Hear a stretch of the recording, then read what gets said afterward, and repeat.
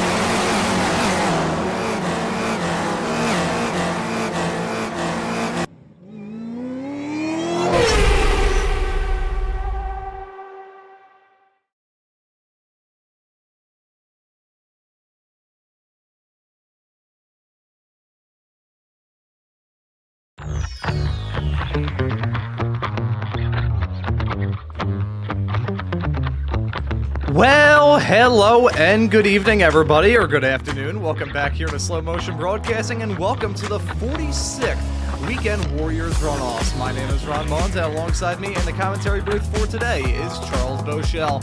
Well, Charles, we are here for what is going to be a rather interesting day of racing action, so to speak. We're here at Charlotte for the entirety of the afternoon. We're going to be running at Charlotte for all three of the races for this 46th running of this absolutely fantastic event. And to get it all up and rolling, we head off to the Charlotte Motor Speedway Legends Road Course Long configuration. It's a lengthy title, it's a lengthy track with a lot of wiggles thrown into the mix as well. This is going to be a rather odd way to get the day started, but it's just perfectly weird for the wonderful world of Weekend Warriors action.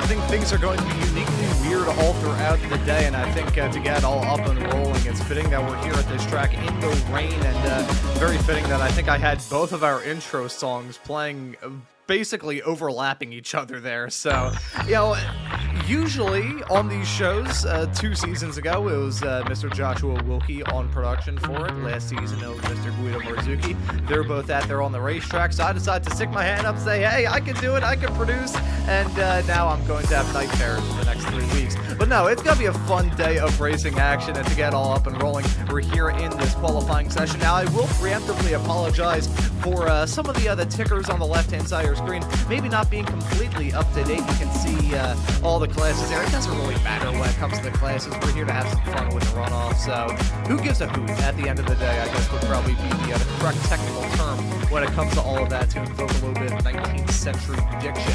But no, we're here for it. It's going to be a fun racing. Early in the midst of qualifying with Felix Samoas, top of the board as it stands right now over Andrew Love.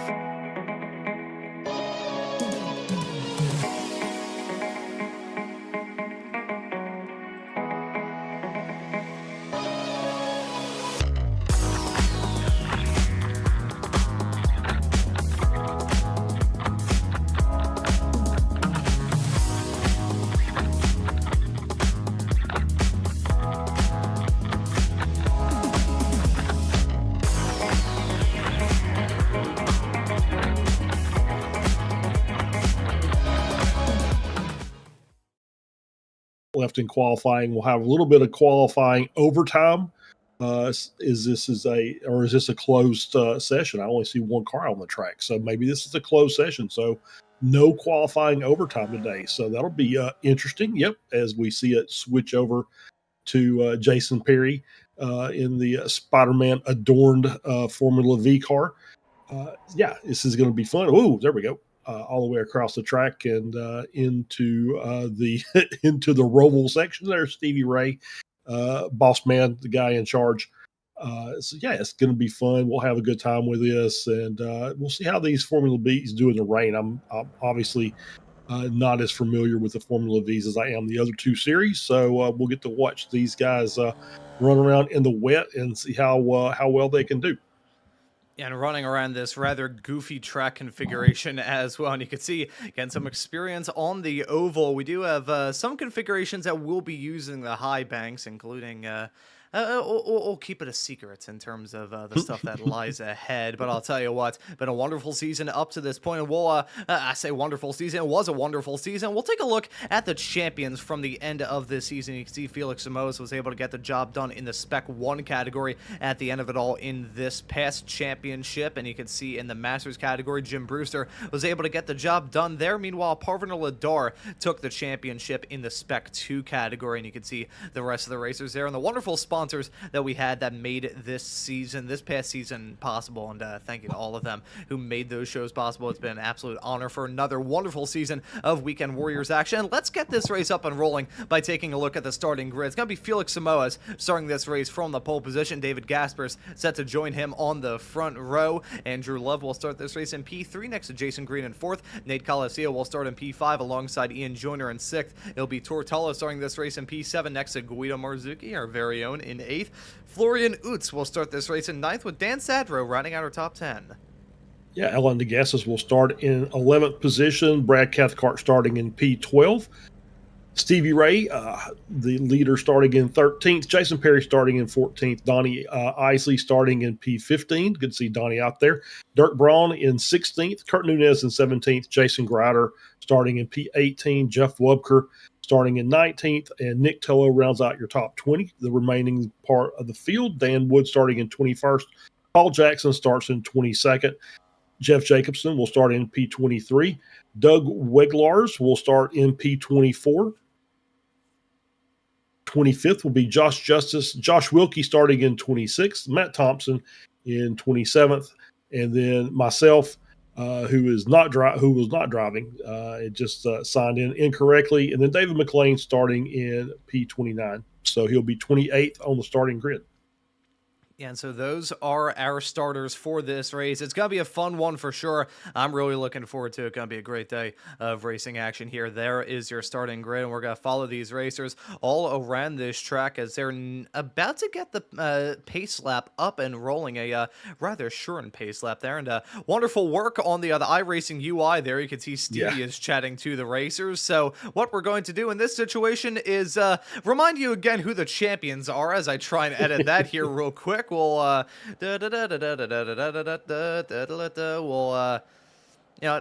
not sure if I can get it fully off the screen. We'll just roll with that. So that'll be the way that we go about it for the rest of this broadcast. We're just here to have some fun. It's going to be an enjoyable one. Knowing my luck, though, I'm probably going to be kicking myself for many of the blunders that I've already made thus far on this show. But, I make my living running my mouth. I don't make my living producing the stuff that I usually run my mouth about. That's the race info screen. You can yet again see a little bit of an issue there in the sense that you can't even see the track map. If you ever see the track map of this place, you will know how peculiar it is. This is not a straightforward track at all. No, I mean, initially my first thoughts are they're going backwards on the track. They're going the wrong way. So it's a little bit different. And I will say it's good to see the, for those who aren't, familiar with as much of the iRacing as we are, they did a massive update. So we got some nice new graphics, which now have to be accounted for, as Ron has taken care of that and got it off the screen. So it's just a matter of realigning everything as we go here. Since that was done just a couple of days ago, and I guess Ron hasn't broadcasted since then. Ron, have you been on vacation for this week? I was actually off on Friday. I was at the NHRA race qualifying out at Maple Grove. That was super fun. That was the first time I had gotten the opportunity to go to an NHRA race, and I would captain to say about 12 years. I think the last time I had gone was in 2013. So that was rather fun. Haven't produced a show since the other new iRacing update. So if anyone keys up the radio, you'll be able to see it in the corner. But let's get the day of racing action up and rolling as a green flag is out and the drivers are on their way with Felix Samoa as your Formula V champion, leading them as they head their way down into turn number 1, off through into the pit lane here. So a rather goofy track. You'll be able to see all of the action as they head their way down the pit lane, off into the usual pit exit turn here. This turn number 2 around this track. The tire bundle on the inside going to be a bit of a choke point for many a racer. Hopefully they don't hit that. I've hit that before. It is basically like slamming straight into a concrete wall, but Samoa's got to lead them as they head their way off into the regular oval section. We remain on the old roval as we'll head off in a couple of moments for just a few moments, and then we have another detour coming up right about now. Yeah, as we see them making a hard right turn there, cutting off a section of the roval circuit. Then around they go, coming down through the left, and this is a little winding area that is kind of new, or at least new to me. But as you can see, track has got a little bit of spray, so it's not terribly wet. I would say it's probably lightly wet in iRacing terminology. So obviously it's a little bit tricky for some of these. And there's a few puddles there, as we see Nick Tolo has parked his car off on the side there, and we do have Josh Wilkie with a meatball. So wonder what happened with Josh. So I'm not really sure. Maybe there was an incident involving those two cars, and we'll keep an eye on that. Maybe we can get a replay as I give Ron a chance to work the controls and maybe do a little chatting as we're on board. And here's the replay as we're working our way through. Daniel Wood. Here's the moment for Wilkie. Okay, here we go. So it's making his way down into that hard left. And so far, so good. And he looks like he's on the normal racing line as he's working his way through this little S section and just gets it a little wide there. I think he already had some damage here. Yeah, may have already damaged his car as he's going through there. It's very, very slow, off the pace. There it is. And there's the tap into the wall. That was enough for these little cars to do some wheel suspension damage. As you can see, now the car just doesn't want to turn right. So more contact with the barrier. So definitely some left front suspension damage that he's going to have to account for. Or just ride it around, but he has a meatball, so he'll have to come in with the next 3 laps and serve that and get the car fixed. As we see a spin there, the 16 car, and more damage. A Stevie Ray involved. I see a Gulf liveried car involved. as well. And we'll see if we can get an eye on that. I did see Jason Chen sneak into the session just at the last minute, so didn't qualify, but he is out on track running in 26. Just like Jeff Webker was also involved in that as well. And I believe David McLean did not take the start, so he is behind me, and so I will not finish last today. So that's a great thing.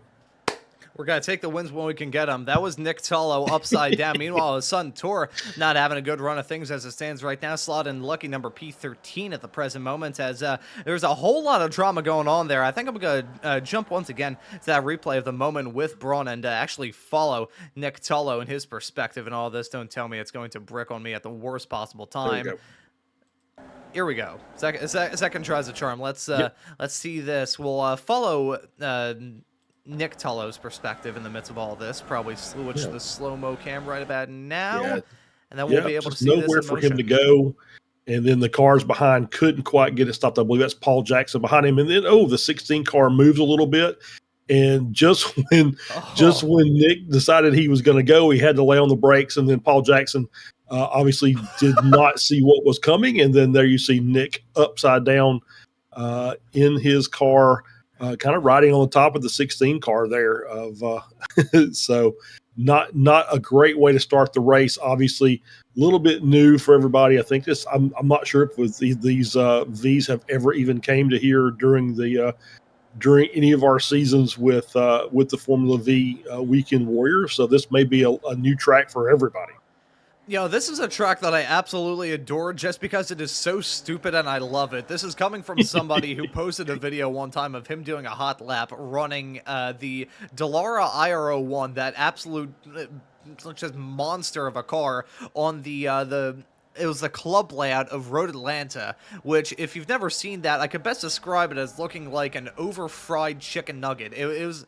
That track is an interesting one. This track an interesting one too. But these racers looking to try and tackle the challenge around this rather damp circuit at the present moment. We'll say David Gaspers and all that drama in the early stages has been able to jump out into the race lead. Felix Moes slotted in 30. You can see Jason Green a little bit farther in the back of shot, running at your podium runners as it stands currently. I'm actually right on board with them as you see the challenging nature of this track. It's so peculiar heading off through that turn inexact because you're heading off through what is usually the pit exit on the Roval configuration, but the actual racing surface, and you don't have to worry about crossing those lines.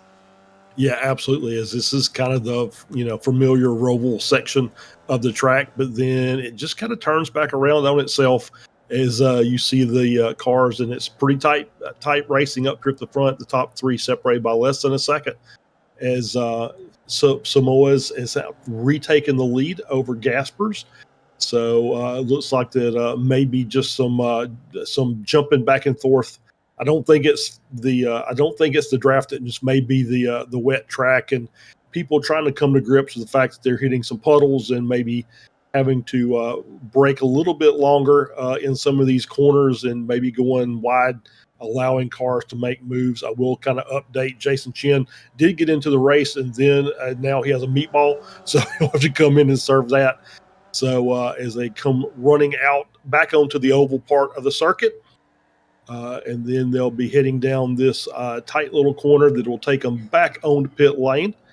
And I did see a couple cars with black flags, so maybe that's just from the black flags being speeding penalties somewhere, be either in pit entry or pit exit, just basically because you're running the pit lane as part of the track, and maybe a little confusing since this is a fairly new circuit for a lot of these racers. Yeah, a lot of people having to learn the ropes of this peculiar racetrack and feeling the burn quite a lot. I will say, a bit of information talking about the way the rest of the day is going to go, and starting off with this here for the Formula V's, as that was a bit of a trip up there from Felix Samoa as he nearly lost it a couple of times, and he's now holding on to that spot just barely over David Gaspers. We'll jump back to this battle involving Guido Marzucchi and Nate Colascio. So Colascio in that Chiquita Banana car looking to slip his way up into another position, but with that terrible pun notwithstanding, I was going to mention the fact that these racers have two faster pairs allotted to them here in the Formula V's. The rest of the racing action today just going going to be 1. So a bit more lenience added to these racers. Still going to be a tough race, though. Tough road ahead, and many a racer have already run into some difficulties. Do want to note there's been more drama going on as we've talked about the racing action, and pretty much everybody, with how slow they're going at certain points in time, it looks like everybody's had a crash. Felix Samoa has registered a crash. Andrew Love has registered a couple of crashes. Nate Colacio crashed a few moments ago, along with Paul Jackson, although I think Jackson may not have been just a huge slowdown. Let's see. This section, the first turn, which is basically the 3 and 4 of the Legends Oval on the start-finish straightaway here at Charlotte, that entire section, you're going from the regular surface on the oval. Ooh, that's a reason why Jackson got registered for a crash. Very slow down to the turn at the end of the pit lane. But you're going from the surface that they run on the oval to the surface that they run on the Legends Oval to the surface they run on pit lane, both in the fast lane and in the pit boxes, which you have to run on. So it is just so many different surfaces that these racers have to drive on. It's like a rally special stage.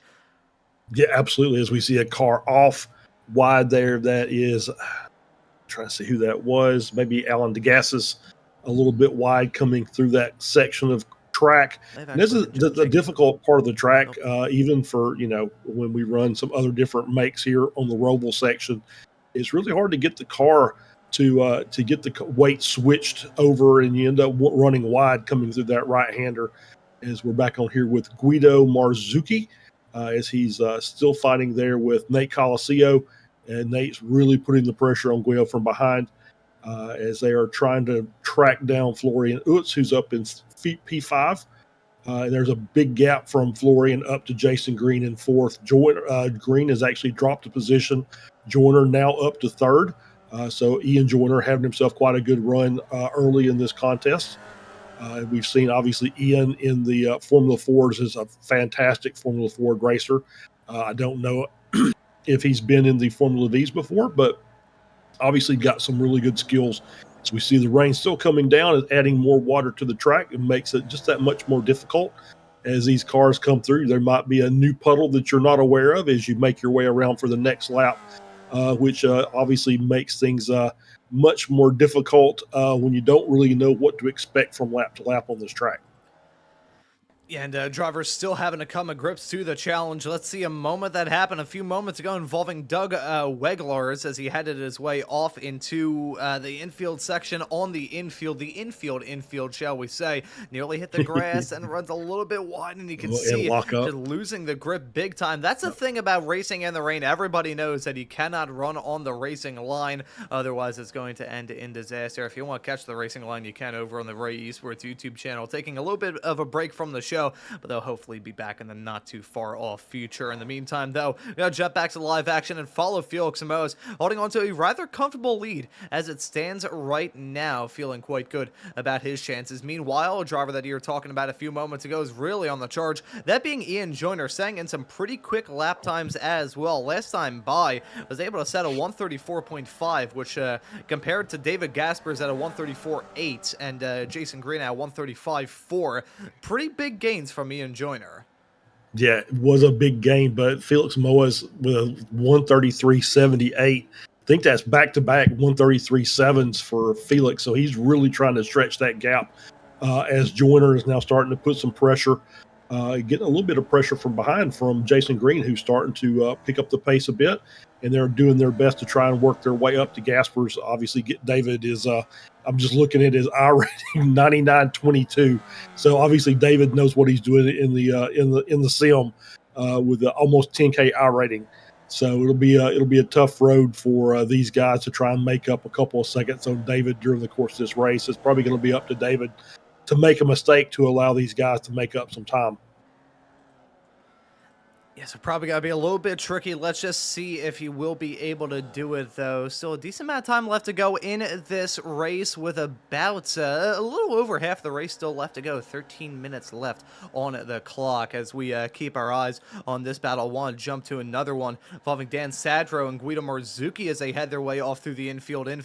Let's see how it'll work out between these two competitors. Sadro behind the wheel of the number 51 car, Guido behind the wheel of the 19. Let's see how it'll shake out between between these two. Let's jump on board with Guido as he heads his way off through that. That was Nate Coliseo with an off-track moment. What is going on with Coliseo? We're going to jump to a replay of this. Disastrous stuff for him. Let's see as he headed his way out of the infield through the rest of the Roval section right now, I should say. This is the part that got changed in recent memory in the NASCAR world. Hit the curb on the outside and just spins and hits the wall. Very easy mistake to make, but a heart-wrenching one regardless. Yeah, and it's immediately towed back to the pits for Nate. And yeah, it's just one of those things is, with a slippery track, with conditions not ideal, you start getting on the curbs. It's basically, it kind of reminds you of the old iRacing grass, where it was basically once you touched the grass, you had no control of the car. Very similar to that when you're in the wet on the curbing here. You just saw that he just basically couldn't do anything with it, and next thing was the only thing that stopped him was the wall. And unfortunate for Nate, but guess it's once again this is just a pride and glory race to end the season. So I'm sure he'll be disappointed that he couldn't finish the race, but it's not going to kill him because there's no points involved. So it's the old whose line is it anyway, right? Everything's made up and the points don't matter. So, yeah, man, I was just going to say that. Welcome back to the Weekend Warriors Runoffs, where everything's made up and the points don't matter. Yes, the points matter about as much as insert funny quip here. I love Drew Carey. But Guido Marzucchi's still all around the back of Dan Sadro, trying to keep tabs with him and maybe going to go for a move. I thought he was going to risk it. Meanwhile, one driver risked it and it didn't work out well, and that's Tortolo, who for the first time in quite some time in the Formula V Weekend Warriors world will be entering next season not as your reigning champion. So that is going to be a rather big change. It'll be Felix Samoas as your reigning champion. He looks like he's going to do well in this race. Tor, on the other hand, a bit of a spin as he heads his way out of the turn, hit the paint. That's a problem with this track. You gotta run the paint just to arc your way off through the turns, but at the same time, it is such a troublesome ride that you can't really afford to risk it too much either. We'll also say that Ian Joyner has had a moment in live action. Let's take a look at this as he headed his way out of turn number 1 onto the pit lane. Was it a moment down into turn number 2? We talked about it a little bit earlier on. Oh, nearly hit the pit attenuator there. Oh, yeah, just too much speed. Yeah, too much speed coming through that corner and into the tire barrier. And yeah, it's as you said, that this little section right here, you need to run a little bit of the paint, but I think Tor already had too much kind of slip angle in the car, and the paint just wouldn't allow him to recover it. I mean, and that's saying something because we know how great of a driver Tor is in the Formula V, both here in the sim and in real life. So so tough to see Tor all the way down in P24 because he's had to come into the pits to get his car repaired. And he's in there for quite a while. So I don't know that he's coming back out. I think that may be it for him for today. So we have a little more than 9 minutes left to go in this race. Samoa still leading, setting another fast lap. And then David Gasper setting the fastest lap of the race with a 1:32.6. So David having a great run there in that lap. He's got that time gap down to 0.8 of a second behind Samoa's. And they've really stretched the gap over Green and Joyner. It's up to 5 seconds.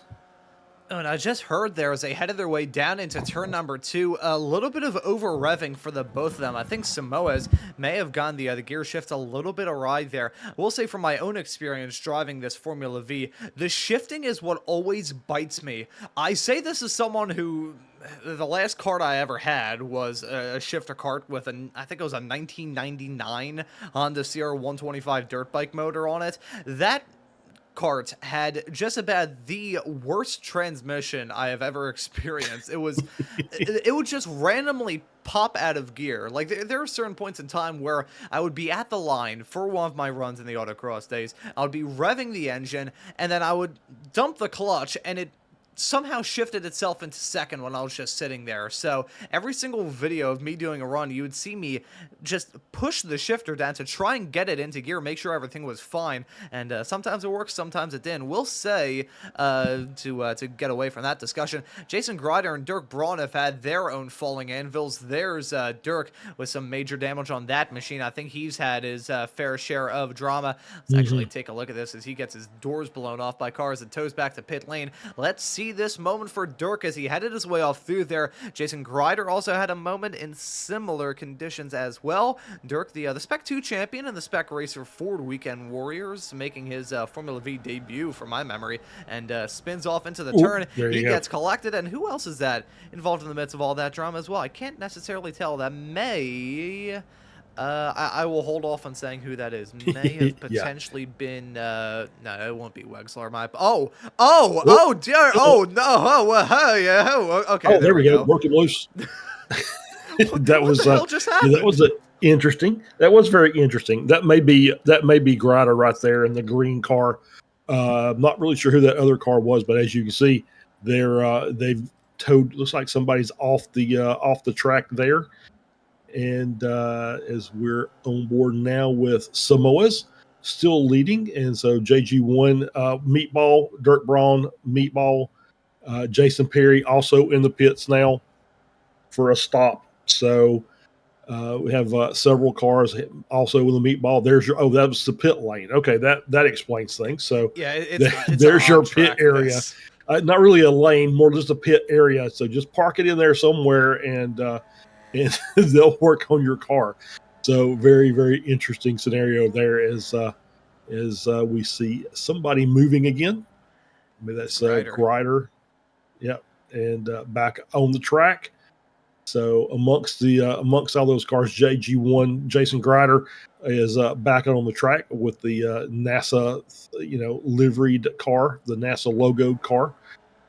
Was doing a good job there of hauling the 16 car of Dirk Braun around backwards for a couple of corners. That was interesting. Interesting iRacing physics involved. Dirk has managed to be pulled along backwards and also carry a car on his roof for a couple of feet as well. So he's had a pretty busy day. Yeah, very eventful day. I'm not really sure what sort of physics-defying moment is going to come next. I'm kind of scared about what sort of physics-defying moment will come next here. I gotta see. This is maybe it's the itty-bitty, teeny-tiny green pea brain that I have. Let's see though. I need to get another replay of this because this is just absolutely absurd. I think I'm trying to figure out what the best camera angle. We'll go with the TV1 shot, shall we? And you can see the drama's already going on a little bit farther up the road. Not entirely sure who that car is that spun off still. And there's a contact being made with himself and Jason Grider. So drama already going down between those two competitors. And then he just hitched a ride. He did. As soon as Grider started gassing it up, trying to get out of harm's way, he backed up a little bit, and then, yeah. That is, look at the wheel even up in the air. 2 wheels, 3 wheels, in fact. That looked like a rather violent tow. That, I'm not really sure what else to say about that. Yeah, I was kind of wondering. I was looking at that green car again. It kind of looks like maybe it was Matt Thompson, but I'm not sure. It just kind of reminds me of... nope, it was not Matt Thompson. So that was another strike on my part. So, yeah, we'll eventually figure out who it was. But as we're on board here with this Jeff Wubker making his way around, and he has Dirk Braun just to the back of him. I was going to say in tow, but that will be a literal thing now, as we've seen. So it's I think Dirk wants to avoid the toes now. Yeah, I think I would agree. I think that's probably not the way you want to work your way around the track. Better on fuel, but obviously, if you're pulled sideways, it's not great for the tires. You're scrubbing a slick spot into these, which doesn't have anything more than a groove to them to begin with. So, yeah, these guys are still working their way around, and they're just finishing the race up as we've only got about 3 minutes left. This is like the closest battle on track here is Jason Green, and we're on board with Ian Joyner trying to chase Jason down. A little further back is Guido Marzucchi in P6 and Dan Sadro 7/10 behind in P7. As there is the car that just got lapped in the green and black car that we saw earlier. So these guys are still trying to battle. Joyner obviously trying to get to that final step on the podium for today's race. As I'm going to say he is probably a Spec 1, even though he doesn't have a color beside his on his number, but I'm assuming that as he's a Spec 1 driver with a 6.2 KI rating. I think that's a safe assumption. Yeah, solid bet, I would say. Yeah.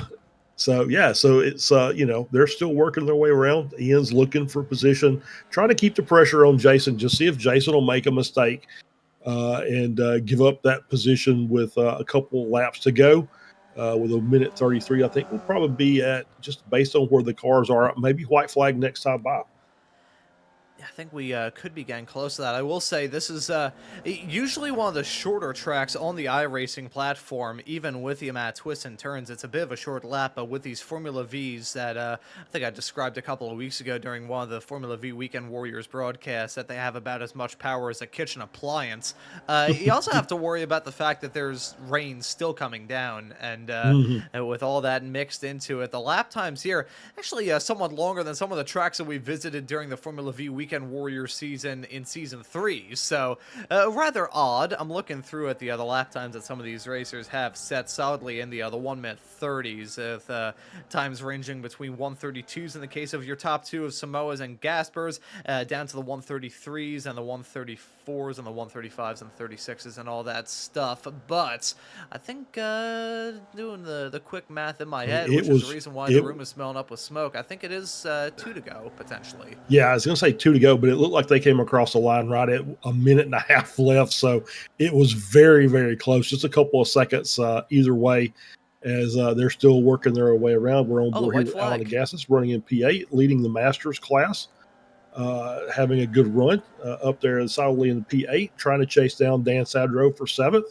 He's got a nice little group of cars in front of him. So these cars are probably some mix in there between maybe some lap down cars as well.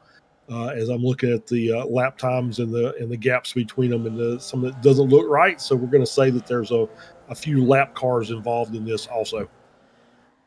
I think actually that was a white flag. I saw it in the air as I jumped to that view of DeGassis. That was the main reason I jumped to that. I was like, this has got to be like just to make sure that we were on the white flag. And as it turns out, we are. So the white flag in the air. I say one more lap of racing action. Pretty much only a couple more corners left to go for Felix Samoas as he rounds his way through the hairpin, about to head his way off into this very clunky chicane at the end of the lap. And the checkered flag being up in the air for Felix Samoas, your champion in the Formula V Weekend Warrior, is going to get the runoff started with a win here, singing in the rain at Charlotte. There's a checkered flag for Samoas. He is your winner in this race. David Gasper is going to come home in P2. It's going to be a close finish between Jason Green and Ian Joyner. It's going to be a photo finish. In fact, look at them heading up to the line. Who's going to win it? It's going to be Jason Green holding on to that final podium spot. Well done to the both of them, though, especially with Ian Joyner in a car with a front nose cone that looked like it got hit about 15,000 times with a rubber mallet. He still comes home in P4. Nice recovery drive from him. This is Guido. We have to keep ties on him. Not only is it going to be me hearing from him, hey, production isn't so easy after all now, Ron, is it? Guido does a fantastic job. And he did a pretty good job in this race as well, finishing in P6. Dan Sadro also came across the line. Alan Degassis, Brad Cathcart, Andrew Love. The only racer, here's a fun little fact for you, the only racer thus far, I say thus far this season, I keep defaulting to if we were doing a regular race, the only driver in the entirety of Season 3 of 2025 in the Weekend Warriors world to walk away with an overall win as a non-Spec 1 racer. So kudos to him. He put in some pretty good performances this past season, and that's how it all shakes out. So just waiting for a few more cars to cross the line here, and then we can worry about the results and potentially do some interviews as well. But that was a super fun race. I mean, it was hectic for sure on a rather peculiar track. As much as I've been running around like a chick with my head cut off to try and produce it all, I think that was some pretty fun as well. Yeah, absolutely. Great race. These cars are not easy to drive in the dry. Obviously, a lot worse in the wet. But great run at the front, beat by Samoas and Gaspers. Green Joyner Utz had a great run as well. Great racing. Obviously, the rain played a part in that, and maybe caught some guys out. Not often you see tore down toward the bottom of the finishing order. So really good racing, and obviously some surprises as well. So really enjoyed that. And this track is is crazy. I'm just going to say I'm not sure I'd want to drive it, but I can imagine it'd be quite fun in a Legends car, though. Oh, this track it is all sorts of peculiar, and I love it with all my heart, but with everything taken care of, we can talk about some of the other interesting configurations of this track a little bit later on. For now, though, let's take a look at the results at the end of it all here for the opening race of the day. And it's going to be Felix Samoas grabbing the checkered flag. David Gaspers finishes in P2. Jason Green runs at your podium in third. It'll be Ian Joyner finishing this race in fourth, and from Florian Utz in P5. It will be P6 for Guido at the end of this race, and from Dan Sadro in seventh, Alan DeGassis in P8. Now, I think DeGassis, I will say, full transparency, folks, and you can see it on the screen if I navigate to that, and I can take that out very quickly. This is a rather old bit of information that I was given. I was not given a proper project file for this, which, that's on me. Whoops. So a little bit out of date information. I think Alan DeGassis is based off his number. Either he still is running as a Masters racer and just has a different number, or he decides to make the leap up to Spec 1, which, hey, he's a pretty good racer. Wouldn't be too shocked if he did that. But Brad Cathcart finishes this race in 9th. Andrew Love runs at your top 10. It will be Stevie Ray in 11th, Kurt Nunez in 12th, Daniel Wood in P13, Josh Justice in 14th, Matt Thompson in 15th, Paul Jackson will finish this race in P16. It'll be Jeff Jacobson classed in 17th. Jason Shen runs at your first page of results. If I could just scroll here, break out the WD-40 to get it all up and rolling. There we go. We can go through the rest of the racers classed in here. It's Jason Grider in P19, Dirk Braun in 20th, Josh Wilkie in P21, Doug Weglars in P22, Jeff Wubker in 23rd, Jason Perry in 24th, Tortolo, Nate Calisio, Donnie Isley, and Nick Tulla round at your 28 drivers that are classified at the end of this race, and David McLean, who did not take the start. So that's how it is at the end of this race here, the opening race of the day. And Charles, it looks like we have some drivers looking to have a chat with us. I'll let you get the interviews up, started, and ready to rock and roll. Yeah, absolutely. Let's bring down David Gaspers and our P2 finisher and have a chat with him. So I'll drag him down here. David, congratulations on P2. Obviously, I don't know how much you drive the Formula Vs because I don't normally do the broadcast, but I have seen you a lot in the spec racers and a few times in the Formula Ford. So what did you think about, obviously the track layout is kind of an oddball that we're not used to seeing, and then obviously with the rain made conditions a little tough out there today. Yeah, it was fun. This is actually my favorite track layout for Charlotte. I don't really like the others. I did race Marine when it released, just not too much lately. In general, this was my first race since January, so considering that it went really well. Yeah, then you had a fantastic run. Obviously, I talked about it during the race. Like I said, we've seen you before, mainly in spec racers. At least that's where I remember you. And you've got a pretty high I rating, and I think a lot of it is you really enjoy running these Formula Vs, Formula Fords, spec racer cars. Don't really know what else you do other than that, but obviously, anytime I've seen you out there, you're always contending for a race win. Actually, not so much on the Formula Ford. I've only ever done one race in it. But yeah, the other two cars I raced quite a bit. So awesome. Always liked driving cars where it doesn't matter too much with the setup or where you don't have to practice that much. So it's just if I like F1 cars, but you need to practice too much compared to racing time. And that's what I like about these cars, that you can just hop in and it's pretty much the same at every track. All right, well, there you go. Well, once again, congratulations on your P2 today, and we'll let you give any thanks or shout-outs and let you go celebrate a good result. Yeah, I mean, thank you. Thanks for Steve for hosting this thing for many years now. So that's about it. Yep. All right. David, thank you very much, and have a great day. We'll see you next time. Thank you. And there is David Gaspers, our P2 finisher. Obviously, just came out for the fun today and ended up having a great run. So we're going to bring down Andrew Love, I believe, and I'm trying to figure out where Andrew finished. Was he the top runner in Spec 2? Is that right, Ron? I think Florian Utz, based off the numbers, was. But in terms of our graphic, it's still P10 finisher at the end of this race. Yeah, so we top can talk about 10, I think maybe P2 and Spec 2. So we'll bring Andrew down here and have a chat. Andrew, so top 10 finish today for you, and a good run overall. And I think you might have been P2 and Spec 2. So congratulations on that as well. So, obviously the first question I asked David earlier was, what do you think about the rain, and as well as our track layout for today? The track layout I'm not as happy about, but it was okay. It's a good track in the V because you never have to shift. Okay. You just keep it in third the entire time. The rain, I actually like the rain in this car. It doesn't bother me that much. I seem to be fast too, except it's more possibilities for me to take myself out, which I did. I think that's you just surmised my entire racing career. It's really easy for me to take myself out. So are you, I know we've seen you, obviously I don't do the Formula V broadcast, but I do the Formula Fords and Spec Racers. Are we going to see you running all three today? Yeah, I'm actually out for my warm-up lap in the Fords right now. So I'm, I probably should need to find a safe place to pull over because I'm distracted driving and all that stuff. Yeah. Yeah. Yeah, go ahead. No, I'm having a great time. It looks like it's going to be raining again for the Fords. So. Oh, interesting. I got to find a setup to use. There you go. Well, yeah. Andrew, we'll let you focus in, but we'll let you give any thanks or shout outs, and we'll let you go focus on the next race.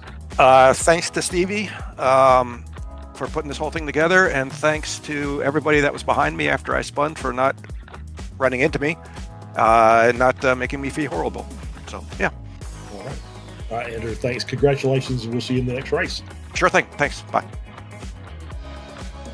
And that was Andrew Luff, our P10 finisher and second in the Spec 2 class, preparing for the next race, which is coming up very, very quickly, Ron. Yeah, that race coming up here is not too terribly far away from now. We have got a great day of racing action to look forward to here, but what a start with the rather goofy configuration. I appreciate the fact that instead of just leaving it blank, they put an overlay dot subtitle there on top, so I'll quickly fill in something there. What should we put in there as the other little bit of information right underneath there? I'm trying to think.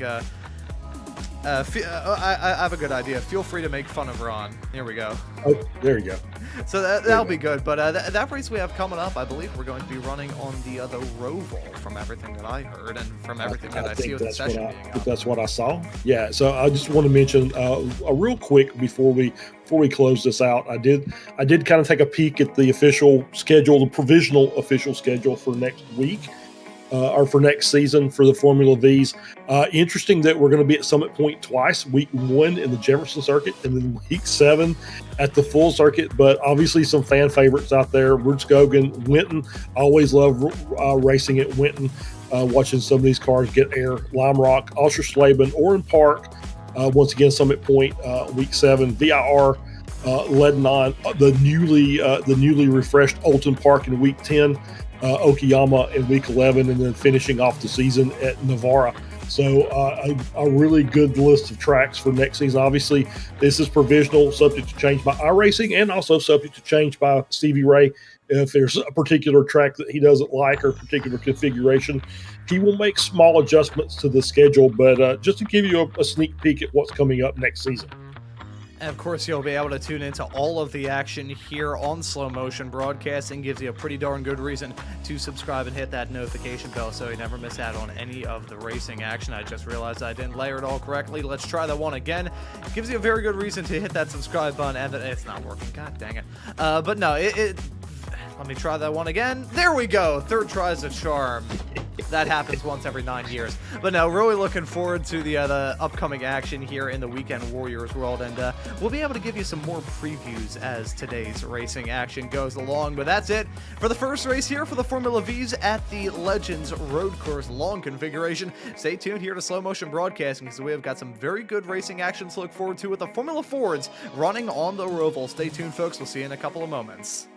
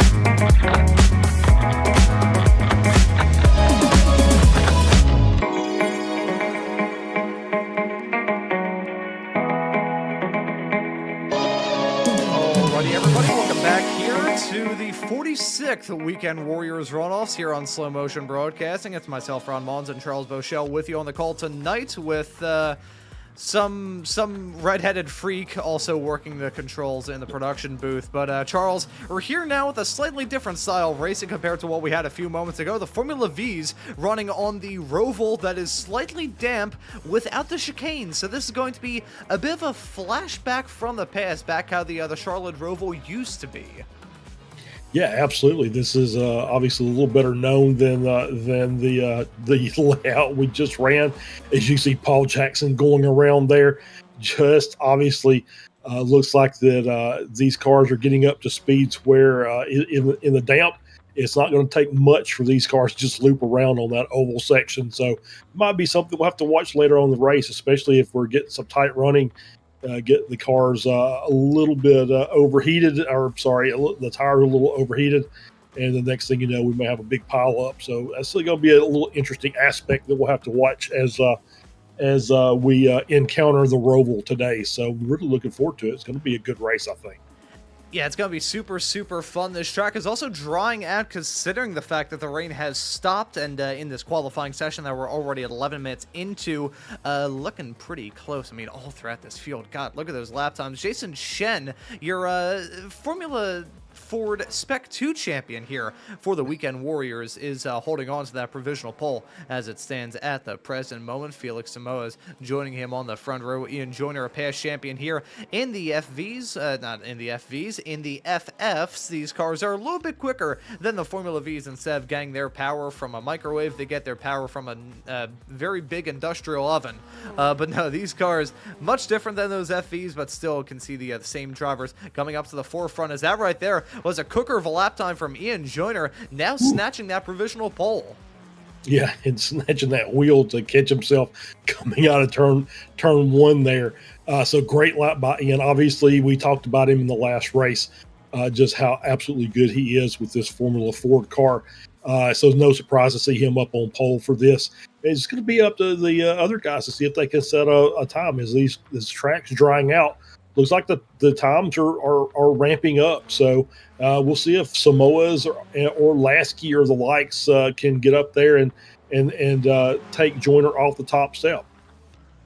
Yeah, so we'll have to see what sort of lap times that we can get between now and the end of the session. For now, though, I want to do an onboard here in a couple of moments. I hit the wrong button. We will do this one more time. We'll do an onboard with Ian Joyner and see this massively quick run. Heading down the back straightaway, there's a chicane that we would be running, but we are not running it here today. An uninterrupted run from the exit of the infield all the way to the entrance of the infield, not even running that front stretch chicane, which of the two chicanes on the current Charlotte Roval, that's probably the one that I prefer the most. But opinions are yes. Opinions are a lot like noses. Everybody has them, and sometimes you really want to punch somebody directly in their opinion.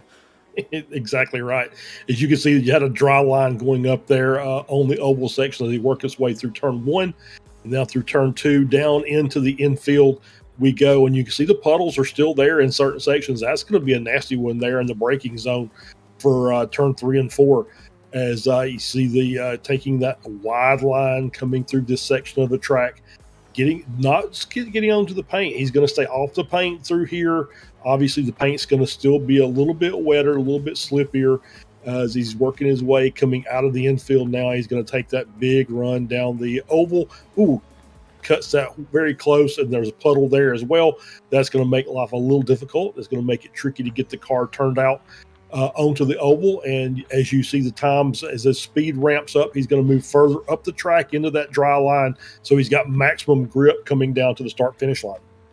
And you could see him getting a bit of a wiggle on as he negotiated those high banks. That is a terrifying moment. You don't need me to tell you that. That is sketchy stuff for sure. But as we see Joyner head his way onto that start-finish straightaway, now qualified in third with Kane Lasky jumping up to the provisional pole a couple of moments ago. A 119.6 12.28. That's a very good lap time from Lasky Samoas. Also there, but here comes Joyner. There he is, into the wall, but with a pole time to boot. A 119.428. Joyner gonna steal it at the last couple of moments. Now 30 seconds left to go in this qualifying session. Waiting to see any more lap times to potentially get set. Keeping an eye on Lasky, our SMB colleague and Weekend Warriors racer. Let's see what he can do on this final real attempt at a qualifying time. Won't be able to get another lap on the board. This is game time for him. Yeah, it really is. As he got a really good run coming out of the infield, skipped through that puddle and had to catch the car a little bit, but was able to get it under control before he hit the wall, and is up in that high line. And you can see the little bit of spray coming off the back of the car, but he's at maximum RPMs and maximum speed, working his way around for this final lap to see if he's going to be able to get it done. As I see that third sector, 2 purples, and then not fastest, even for himself in that third one. I think he's bailed out, and I think that's going to be it for Kane. So he's not going to challenge. We'll see if Samoas is he'll get a run out of there as well. Looks pretty good there. Good line. Didn't look like he had any trouble with that puddle. And it's amazing to see in the last 5 minutes of qualifying here, and we've jumped up about 2 seconds of lap time over the last 5 minutes as the track continues to dry, and people continue to find faster lines through here, as we see lots and lots of dry patches there on the infield section, some good dry lines. So this might make for a very entertaining race as see if anybody gets caught out there at the end. Jason Chen moving up to P4 on the grid, so just a little shy of the 119, so 120.03 is about 12 thousandths of a second, as we see Samoas move up into P2. So that's going to be Joyner, Samoas, Lasky, your top 3 into the mid 119s. Yeah, but what a qualifying session. We were expecting it to be hectic, and that it most certainly was, but well done to all those racers, putting on a pretty good show here. And you saw it a lot in the little graphic that we had in between the shows, the downtime photos, as I called them on my computer. But we'll show it again and kind of go through them, give their fair mentions. In the Spec 1 category, it was Daniel Tufts going for back-to-back championships, able to get the job done in that category with a rather different season than the performance that he put in last season, where unlike in season 2, didn't grab a single win, but just won that championship through consistency and consistency alone. This season, on the other hand, not very consistent, but he was able to get the job done. Felix Samoas came home in P2, Mikey Pollard in 3rd. Antonio Reese won it in the Masters category over Alan DeGassis and Jeff Wubker. Jason Shen, meanwhile, got the job done in the Spec 2 category to win that championship over Paul Jackson and Andrew Love. So you can see those racers. Congrats out to them. They put in some pretty brilliant performances all throughout this season. But with everything taken care of, let's take a look at the starting grid for this race. That's going to be Ian Joyner starting from the pole position. It will be Felix Samoas joining him on that front row. P3 will be Kane Lasky alongside Jason Chen in 4th. Dan Sadra will start this race in P5 along Guido Marzuki. It will be P7 for Andrew Love, P8 for Florian Utz. Matt Thompson will start this race in 9th with Josh Wilkie running out our top 10. Charles? Yeah, absolutely. Jason Green starts in P11. Alan DeGassis will start in 12th. As we scroll the screen, and we have Adam had it set up differently. Oh no, I had to get a project file from our old buddy, everybody's favorite chronic meower, Mr. Adam Thompson, and I'm trying to work out exactly. Okay, there we go. There we go. Got the WD-40 out in time. There we go. Dirk Braun starts in 13th. Phil Berry starting in 14th. Dan Whitsack starts in 15th. Jason Perry will start in 16th. Soren Garrett starting in 17th. Dan Wood starts in 18th. Brad Cathcart starts in 19th. Adam Bradshaw starting in 20th. Jeff Jacobson starts in 21st. Jeff Wupker starting in 22nd. Kurt Nunez starts in 23rd. Paul Jackson starting in 24th. And our final 3 will be Stevie Ray starting in 25th. Josh Justice starts in 26th. And JG1 Jason Grider starting in 27th. And that is our 27-car grid as we are getting everything lined up and ready to go to start this race. So we'll mention that we talk about the differences with these cars week in and week out. These are the ones that you won't see as much a draft on the oval, even though we've got quite a bit more of it there. As I think the cars are starting to roll off somewhere around there. There they are on the pit lane. So you won't see a lot of passing down through the oval section But you will see cars making up time and picking up some tenths here and there as we get ready to roll. And you see Felix Samoa's dangerously weaving around, trying to get some heat in his tires. Looked like he was about ready to smash the wall there. So really looking forward to this. It should be a really great start to this race. Yeah, it's going to be a super fun way to get this race up and rolling. You can see there are a couple of wet spots, especially on the infield. There you can see it. That's going to be a little bit sketchy for these racers. That is going to be moderately terrifying, I think, would be the professional terminology to use in that situation. Basically, the best way I could describe it would be you're running on the track, you're feeling fun, you go off the racing line, it's like, okay, a little bit less grip, but, it's still fun unless I hit a puddle. Then you go into the painted stuff, whether it be the curbs or some of the lines on the outside of the track or those very elaborate painted sections around this version of the Charlotte Roval. And then there's only one noise that I think would escape these drivers' minds, and it sounded a little something like this. Ah! So that's probably gotta be the situation for these competitors. My neighbors probably think that I have some form of mental illness, which based off some of the stuff that I said on the probably already thought broadcast. that, Ryan, but that's fine. No, it is one of those that looks like most of the track is dry, so it's going to be pretty competitive, and it's going to be pretty tight racing. But yeah, you want to obviously avoid the puddles, but you want to avoid the painted areas because they are still going to be slick. The curbs, you're going to want to stay off those as well. These cars don't necessarily like the curbs in the dry, and then the wet is going to make them pretty much impossible to handle. So you'll see a lot of tight line racing. I believe you'll be a lot of cars that'll be stuck a bit tighter to the middle of the track than you would normally see. Yeah, so maybe a little bit packed in. These racers have a challenging one that lies ahead of them. Gonna be fun, though, to keep this day of racing action here for the 46th Weekend Warriors Virtual Runoffs up, rolling, and ready to rock. We had a pretty intriguing race with the Formula Vs in the rain at the Charlotte Long Legends Road Course, a rather peculiar track in its own regard. But here on the chicaneless version of the Roval, we have got drivers looking to not be a chicken here today as that pace car makes a turn to come down pit lane. The field now in the hands of our front row sitters, waiting for that green flag to come out, which it has now, and the drivers are on their way. A fantastic start from Ian Joyner. He's going to lead them comfortably off into this heavy braking zone, down into turn number 1. It's got to be Felix Samoa's slotted in P2. Kane Lasky rounding out your podium as they head their way off through the puddles through turn number 1. Keeping my eyes peeled to see whether or not there's any sort of drama a little bit farther in the back. Everybody's kept it clean. Up at the front, though, it is still some close quarter stuff, and here we go. Look at that. That's Samoa's. Thought about going for a move on Joyner. Yeah, good. Oh, as we see a car off, I believe that is Andrew Love that's off the track there coming out of 4, but manages to get the car lined back up. He's just going to lose a few positions. We see down 12 positions already, so obviously not a great start for Andrew, but yeah, so far so good, and Samoa's is already trying to challenge Joyner for the lead.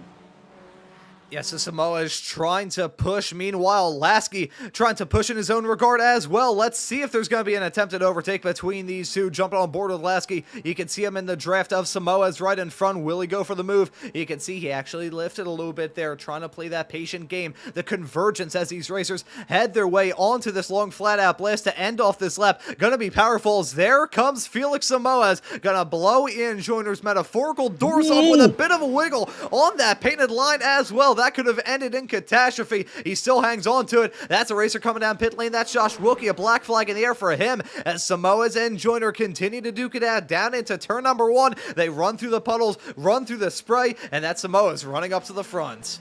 Yeah, interesting that Josh got a black flag there. I'm not really sure what that was, but I do see we do have 2 cars now with meatball flags, Kurt Nunez and Andrew Love.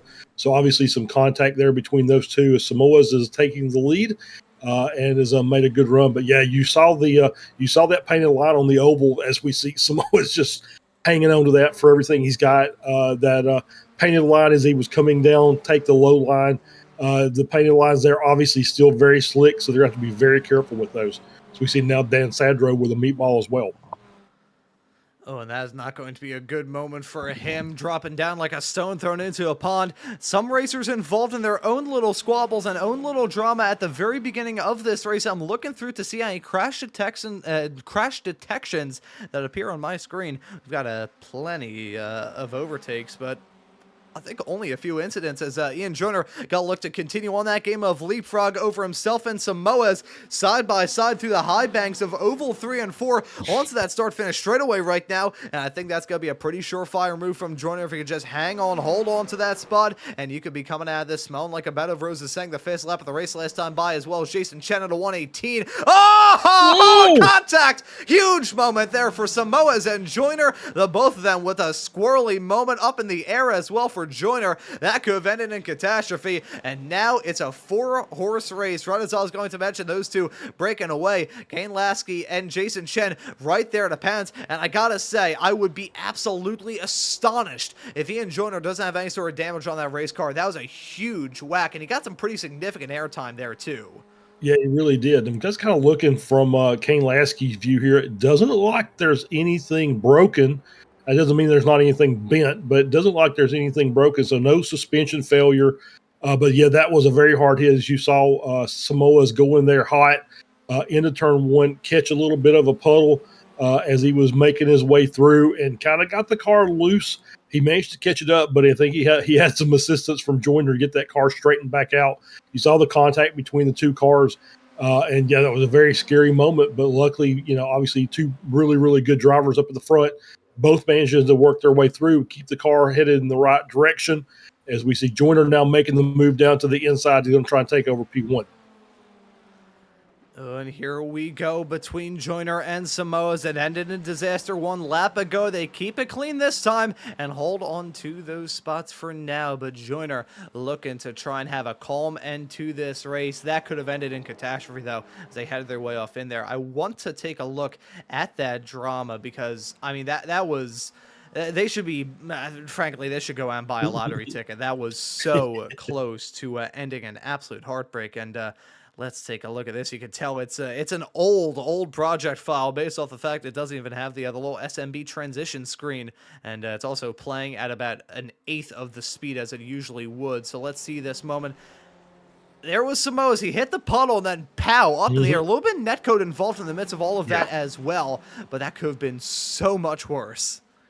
Yeah, absolutely. And you can see just he had to make it a late braking corner because he had Joyner on the outside and was able to get it through there. So we're going to get another look here as they're coming around, and you can just see him just catch the car. But yeah, the netcode contact there, as you saw, the front tires were the closest together, but it looked like Joyner's rear tire came up in the air.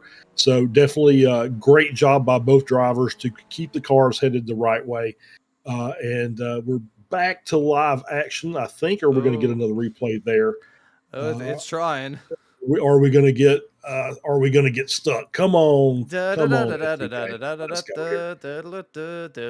will say Ian Joyner dropping down big time. What a moment. What a moment for it to crash. What a fantastic series of events. You know, and I'm gonna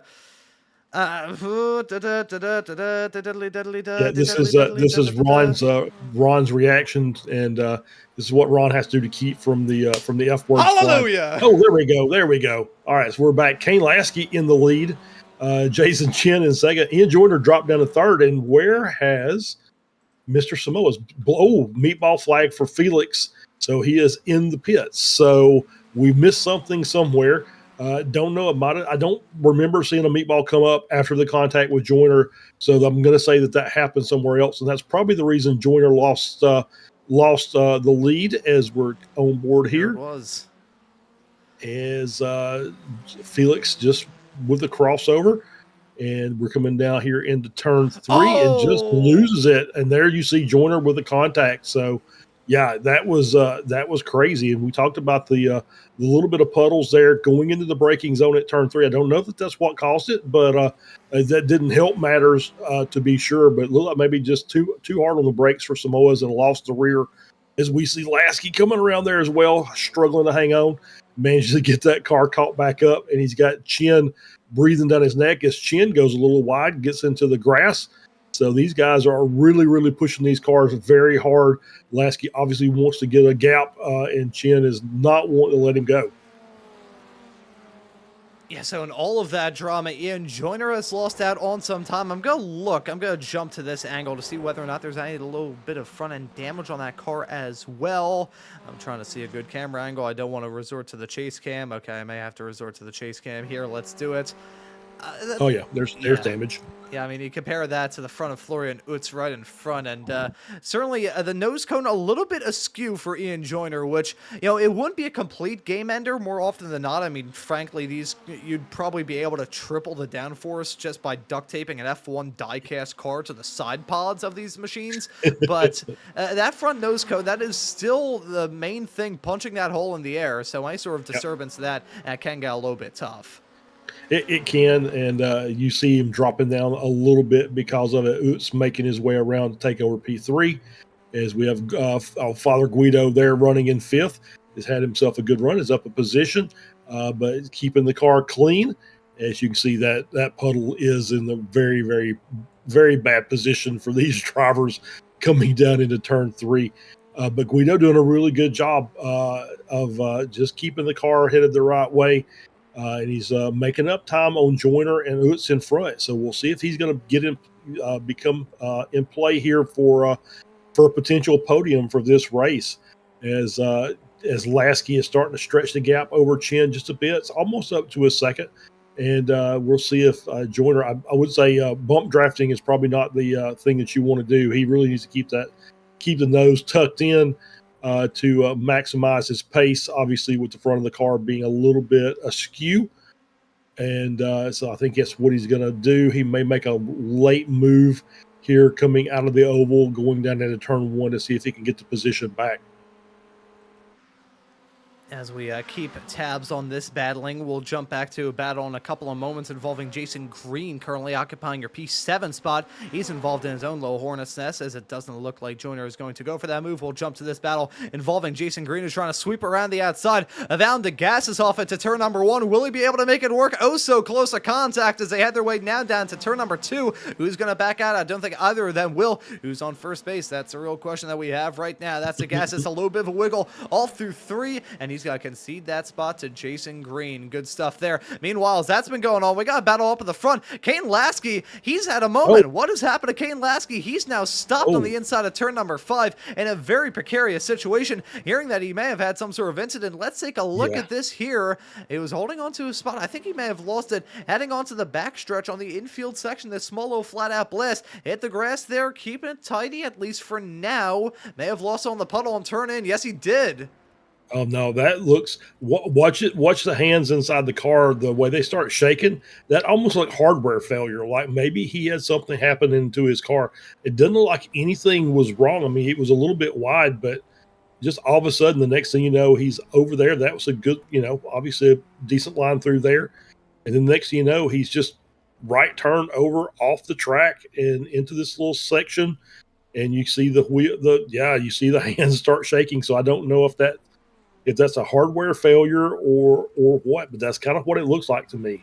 Oh, he's still stopped there. Yeah, he's still stuck there. So obviously if his wheel's disconnected, is normally people have buttons mapped to tow back to the pits. And if it's not functional, you're just kind of stuck until you can find another way to get set back to the pits. And I think he's now got it back to the pits. So he's in the tow position now.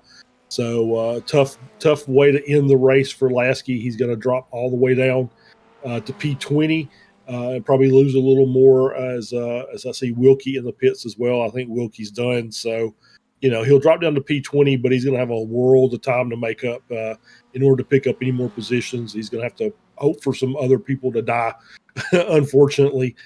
Before that happens. So now you got Jason Chen up in P1. Guido Marzuki up to P2, has passed Joyner and Utz, so take over that second position. So Guido having a great run running up here in the Formula Ford. He may leave us, Ron. He may just decide he's going to run the Formula Fords next season, and we'll have to find us a producer. Or you'll have to do double duty again for an entire season. Yay! Here's a move from Joyner as he looks for it down the inside to turn number 1. I love production work. It's fantastic. I can make some money, and I don't have to run my math. Or sometimes I have to do both at the same time. You win and you lose, I guess, potentially. I'm not really sure how that works. Marzuki holds on to P2, up 4 spots from where he started in this race. Joyner looking to be on the comeback tour as he runs at your podium in 3rd. I sound like a cattle auctioneer for a couple of moments there as he's being tailed by Florian Utz. But talk about a good story at the front of the field. Jason Shen, the Spec 2 champion from the season, in rather convincing fashion as well. I mean, he put in some brilliant drives, whether it be the main one that sticks out of my book is the VIR race. Ended up on the wall, heading down to the roller coaster section at the end of the back straightaway, like midway through that race, trundled that car back to pit lane with a broken off wheel and was still able to get the class win. He grabbed, I think it was probably about 8 class wins. I would usually have this information on deck, but I'm a little bit more busy trying to produce this show and commentate at the same time that I usually would, getting my substantial notes with Guido handling the cameras. But no, he had a fantastic season this past round, and probably going to be on the comeback to Spec 1 next season. And hey, if he can get this season up and rolling with a win in the runoffs, I don't think he'll mind that one bit, as holy cow, these racers throwing haymakers at each other. That was Soren Garrett trying to pull off a Dale Earnhardt style pass in the grass in the tri-oval here at Charlotte. Yeah, I don't know. There's a car around. Oh no, that's Green and Garrett's and the gases involved as well. Oh wow! And you just saw it was like the gases that just came around. It caught that puddle coming out of the exit of turn 1 and just couldn't hang on to the rear of the car. Ended up taking out a couple others along with him. We're right aboard with Jason Green. It's not fun anymore. We're coming down here into turn 1. As they're going too wide, and then the gases gets the run on the inside, and just see the puddle there on the entry, and just never could recover it off the wall. Green jumps him in his car, and so both those cars are damaged, and looks like they're going to be towed back to the pits. Did also see Adam Bradshaw with a meatball flag as well, so he's in the pits. Getting his car repaired, as well as Jeff Wubker is in the pits as well. As we get another shot here, and you see that just couldn't turn the car through the puddle, and then up and over Jason goes. And that's, if you're actually in that car, that's about as scary a sight as you want to see, as a car over your head between you and the blue sky. So not great. Obviously, the gas is still running and going to continue on, but obviously probably going to have some damage to that car and going to be off the pace significantly.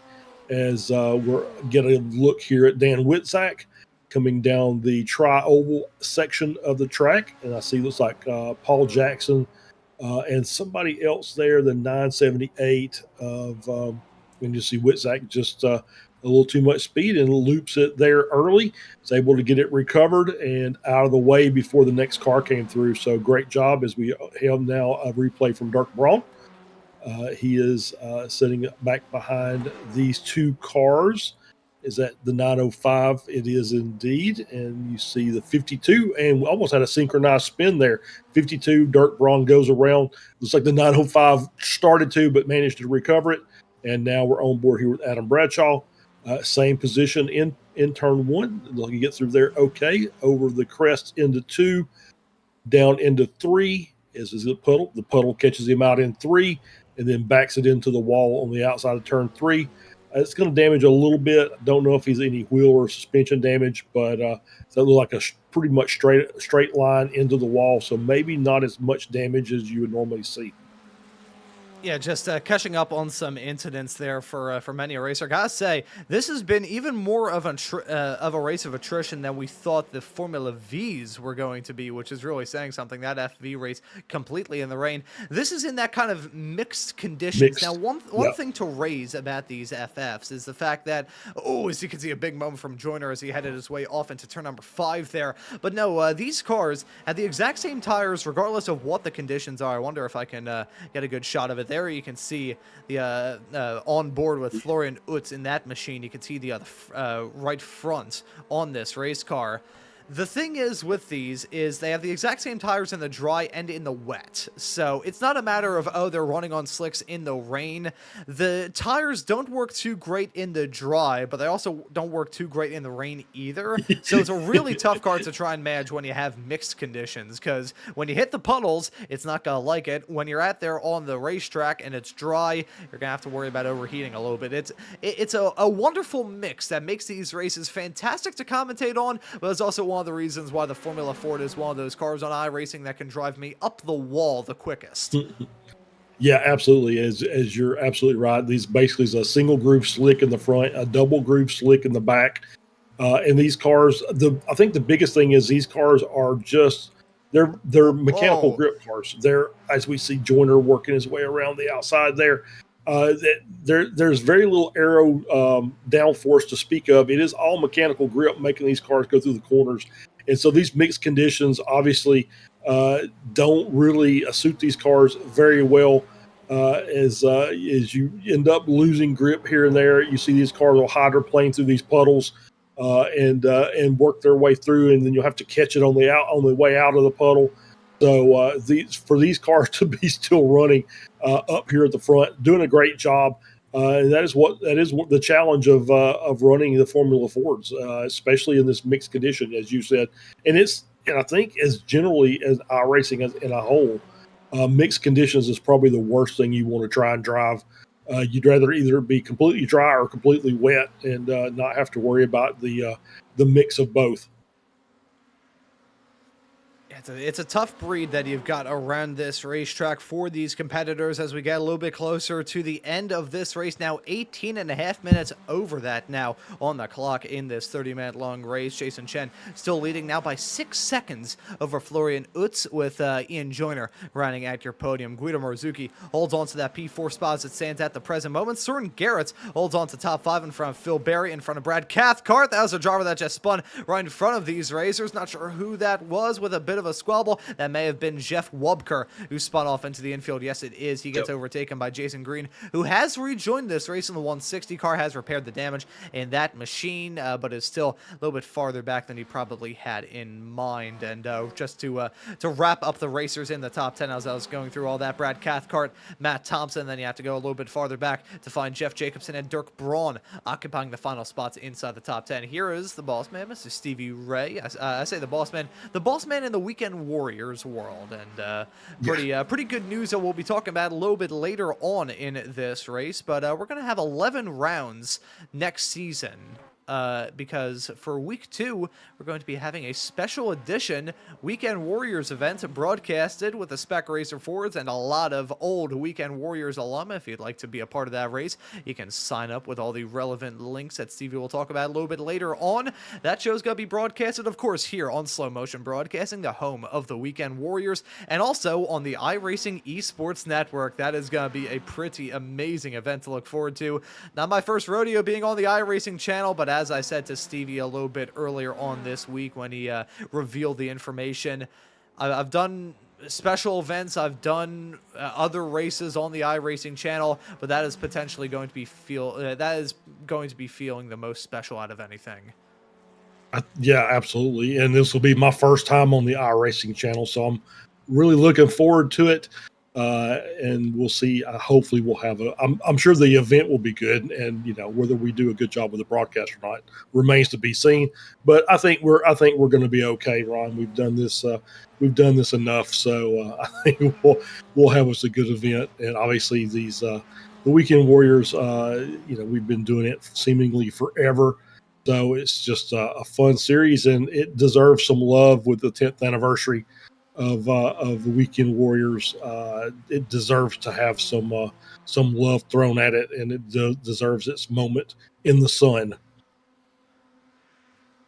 And as we were talking about that, I will potentially raise this. I think right as I was going to shift the position of my microphone and potentially turn up the gain, a slightly disconcerting situation has developed here. So Actually, I think it has come back. So let me real quick as we follow Stevie. We'll hold off on this. We've done enough camera angles, camera swaps, and all that stuff that I think we'll have a little bit of a lull in the action here to share this slightly disconcerting bit of news. I'm gonna turn up the mic gain here, so I will be getting slightly louder.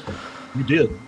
Oh, that was a little bit too high there. I apologize to anyone whose ears I just blew out.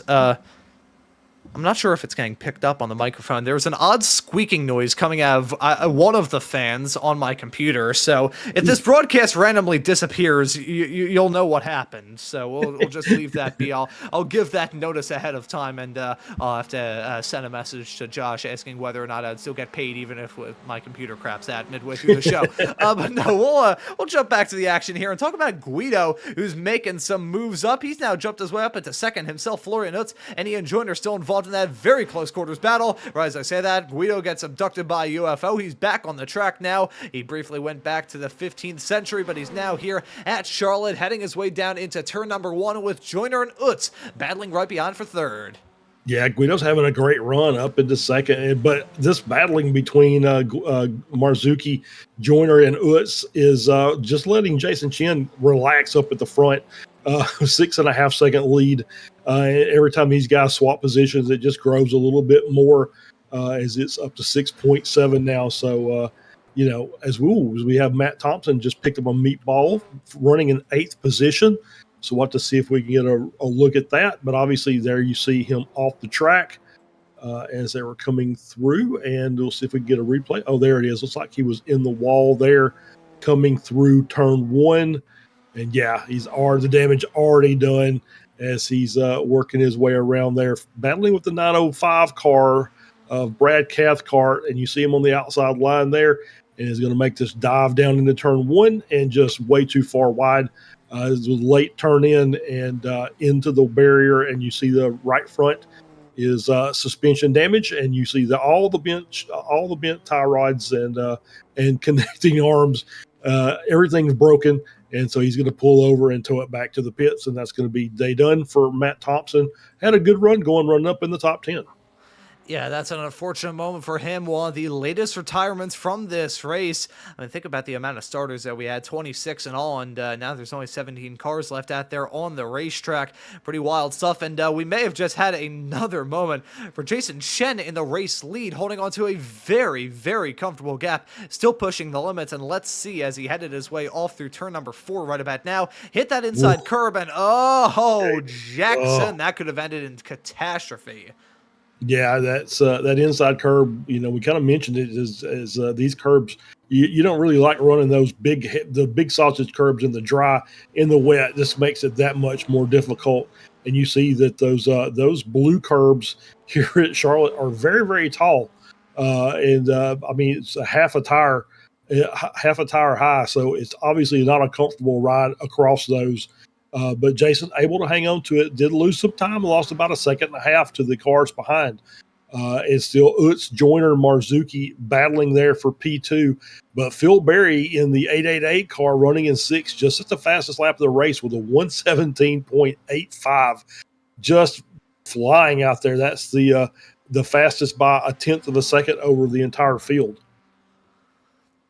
Yeah, so some very good lap times being set at the present moment. Just realized that the replay was still there for Jason Chen. I apologize about that, but Soren Garrett's saying in a quick time there, 1:17.6, really cooking with gas at the moment in that number 26 machine. Let's run on board with him as he heads his way off through the mid-sector of this track with the wonderful gyro cam. I absolutely adore this camera. You can see every single undulation in the road, and you could also see Marzuki blink in and out there.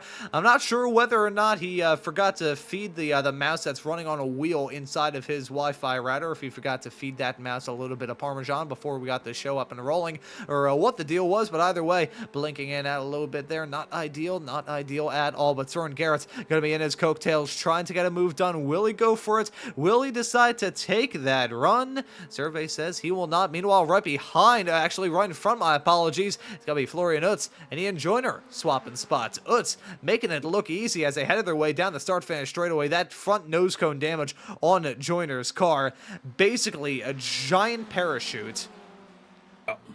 Yeah, it's going to be tough. He's going to have to really work to make a last second pass to get that position.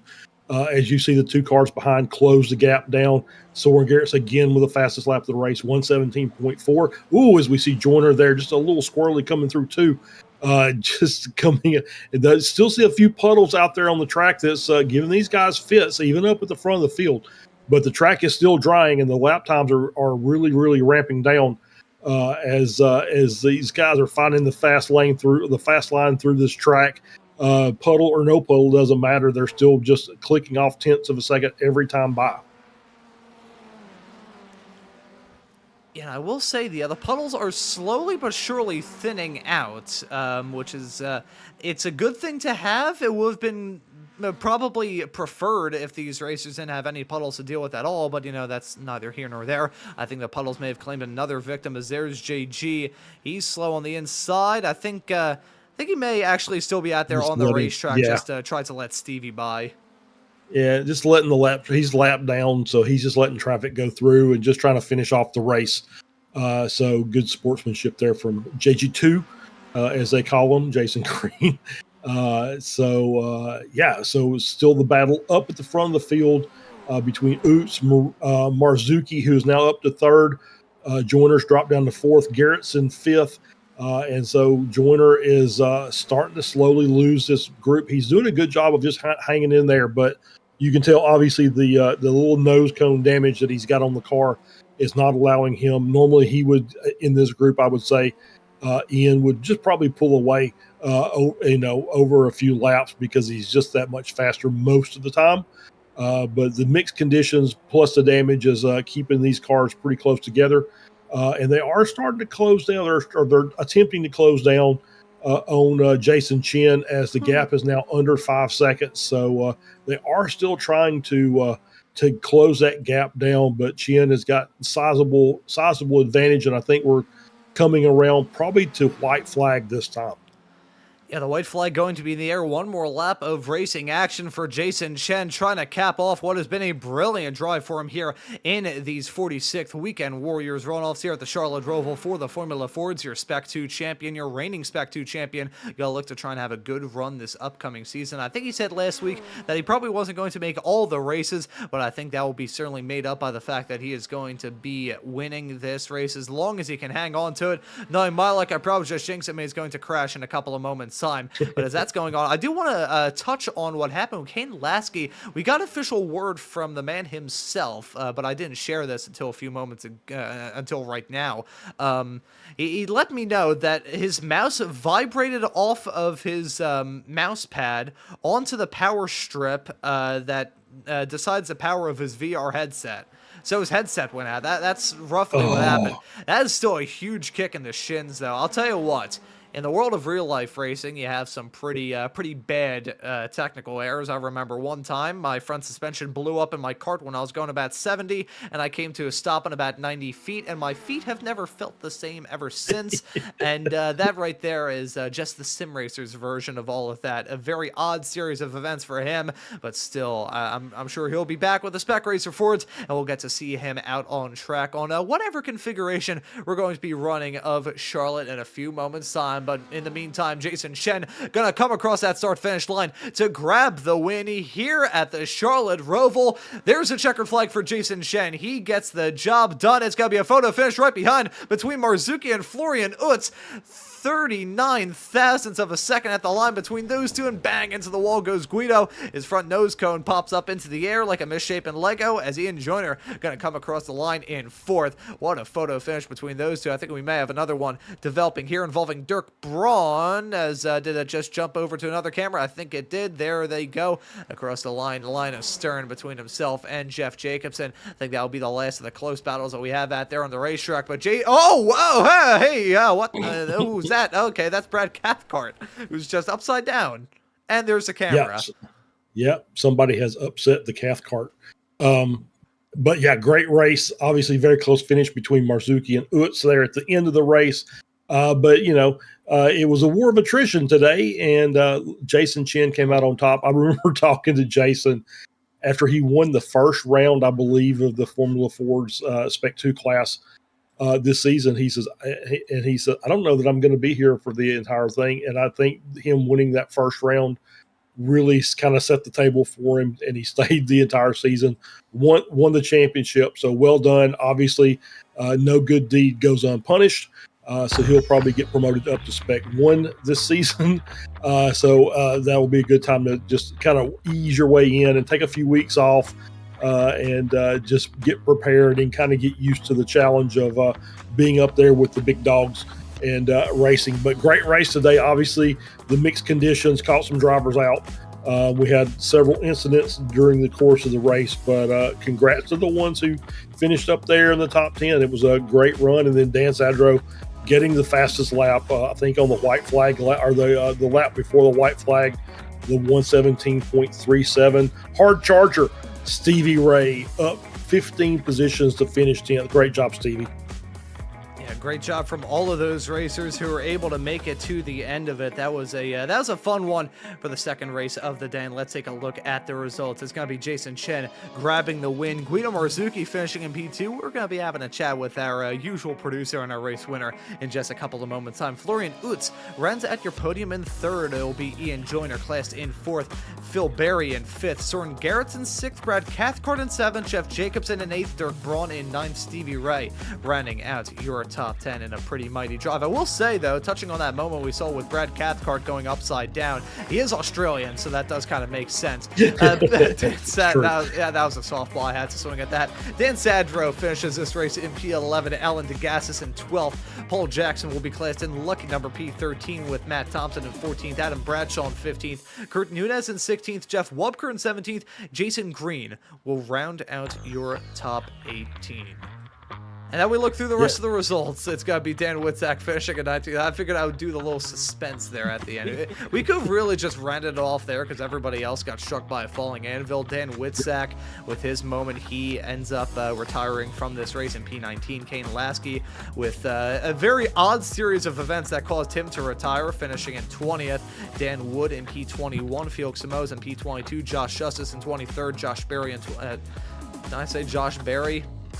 I did just say Josh Berry. So if anyone would like my job here at Slow Motion Broadcasting, why not write to us? Josh Wilkie going to finish this race in P24. Jason Perry will finish in P25. Andrew Love in P26 with Jason Grider finishing last in P27 after I don't believe he actually took the start in this race. But those are your results at the end of it all for the second race of the day. And I think we do have some drivers looking to have a chat with us. I'm going to get the replay spooled up and...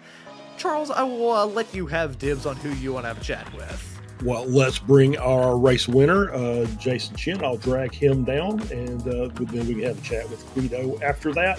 So let's bring him down here. Jason, so started off the season, I mentioned this during the broadcast, as you won the first race in Spec 2 in the Formula Ford and said, I don't know that I'm going to be here, but you end up winning the Spec 2 championship. And then come out today in a mixed conditions that caught a lot of drivers out, and you had a really good run and ended up winning the whole thing. I started P4 and just tried to stay clean because the three drivers in front I felt were very much faster, so I just didn't really want to race them. Just wanted to stay in the draft. And it was really tricky conditions out there, especially in turn one, like huge puddles that you basically can't avoid on an exit.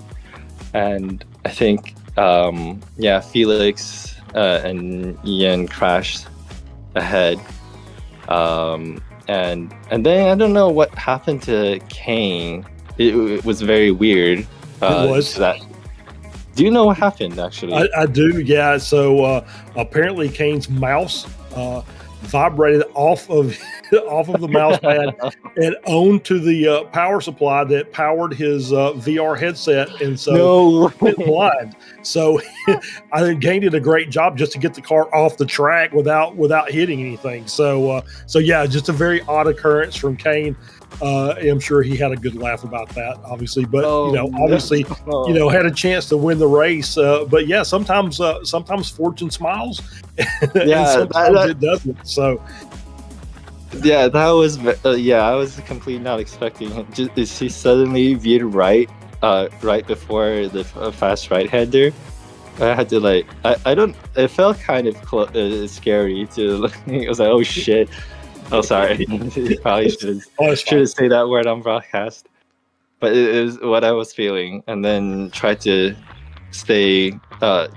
focus. But I made a couple mistakes. I had a huge snap one lap, and then went off track another lap.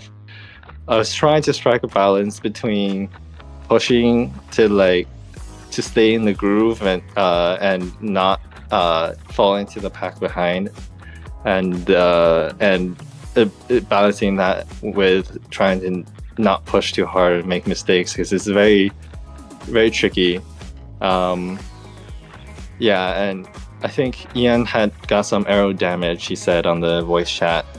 But if he didn't, I feel like he probably would have been maybe at least half a second a lap faster than he definitely would have caught me if he didn't have damage. Yeah, I would agree. Yeah, he did have some damage on the front of the car.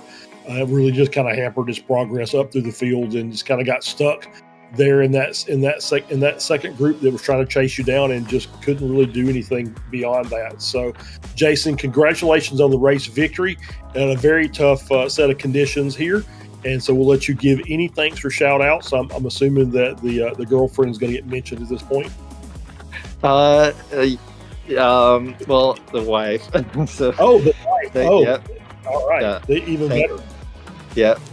Thanks to my wife for supporting and allowing me to do this. It takes quite a bit of time away. It takes me away from her for a substantial amount of time, and she actually got me my iRacing subscription because I would at the end of 2022. So I was kind of on the fence about it. It was like, oh, it's expensive, and then she was like, oh, by the way, I got you $100 gift card for iRacing. Use it, because I was talking about it so much. So thanks to her for being understanding and allowing me to do this. That, you know what, that's great to hear. It's always good when you can focus away. Obviously, marriage is very difficult, but it sounds like you've got a very supporting wife, not a girlfriend. I'll make sure that's clear. As a wife. And so Jason, congratulations. Are you going to run Spec Racers coming up? I'm not sure. I didn't sign up for it, and Guido was trying to convince me. He had some insider knowledge on the track layout. Guido is a bad influence. I think I might go sometime with my wife now. There you go. I wish the best of luck to the folks that are going to be competing in the SRF coming up. Well, just if nothing else, maybe your wife will watch the rest of the broadcast with you, and you can see the antics that are about to occur. So, Jason, congratulations again. Thanks for stopping by, and we'll see you next week or the next time you can get into the session. We look forward to having you as part of the broadcast. Yeah, next week, hopefully, Formula 4. Yep. All right, there you go. All right, Jason Chin, thank you very much, and we'll see you next time. Yep. And then, Ron, I'll let you bring Guido in here, and you can have a chat with him since he is waiting patiently to celebrate his P2 with the guys he normally works with during this race.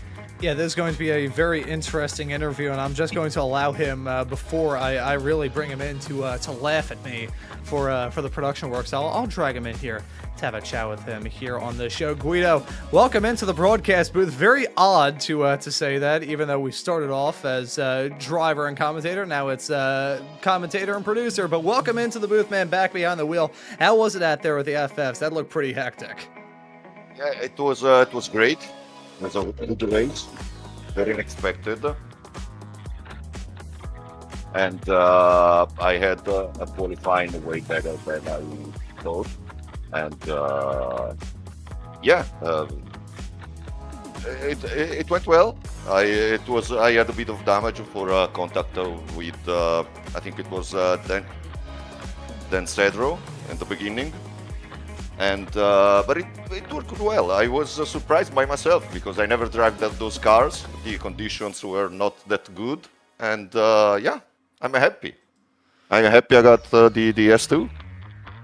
Yeah, pretty darn good result for you here today, P2 at the end of this race. I want to ask you about those track conditions because that looked rather terrifying at many points in time. Qualifying was treacherous because it was trying and it was changing lap after lap. The race was better. It was mostly dry, so it went smoother. There were some puddles to avoid, but yeah, the racing line was good. So yeah, I'm surprised. I've been lucky. I made little to no mistakes. Some cars ahead spun or crashed, and I found myself in that position, and I kept it. So yeah, it's good. Yeah, it worked out pretty well. The break in producing this, you're able to put in a pretty good result there in the FF. So looking forward to seeing you out there in the Spec Racer Fords a little bit later on this afternoon. We're going to be switching over to that here in a couple of moments' time. We want to give anyone like one word to describe this mystery combination that we're about to see in the SRFs. Yeah, I cannot say anymore what I was saying before the races because I got a P6 in the Visa, P2 overall, and the win in S2 in the FF. So I will say anything. No comment on that. No comment. You're going to keep your cards tight to your chest there for that, I can understand. And Guido, I hope you're enjoying it out there on the racetrack, and prepare to laugh your ears off when you look at the show up to this point. It has been a ride. I've been trying to spin about 15,000 dishes thus far, but man, it was a pretty good race for you. You avoided spinning your race car, and you walk away with the P2. Guido, always good to have a chat. I'm not just saying that because you're our colleague, and good luck in that SRF race. Thank you, guys. Have a nice race later. Yeah, that we certainly will. That right there was Mr. Guido Marzuki, our usual producer here on these shows, joining us here in the broadcast booth. And now we got a quick little turnover before we head off into that Spec Racer Ford race coming up here in a couple of moments' time. That is going to be a must-watch, so to all of you tuning into this broadcast, stay tuned. We have got a good one in store for the Spec Racer Ford to round off the 46th Weekend Warriors Runoffs. We'll be right back after this.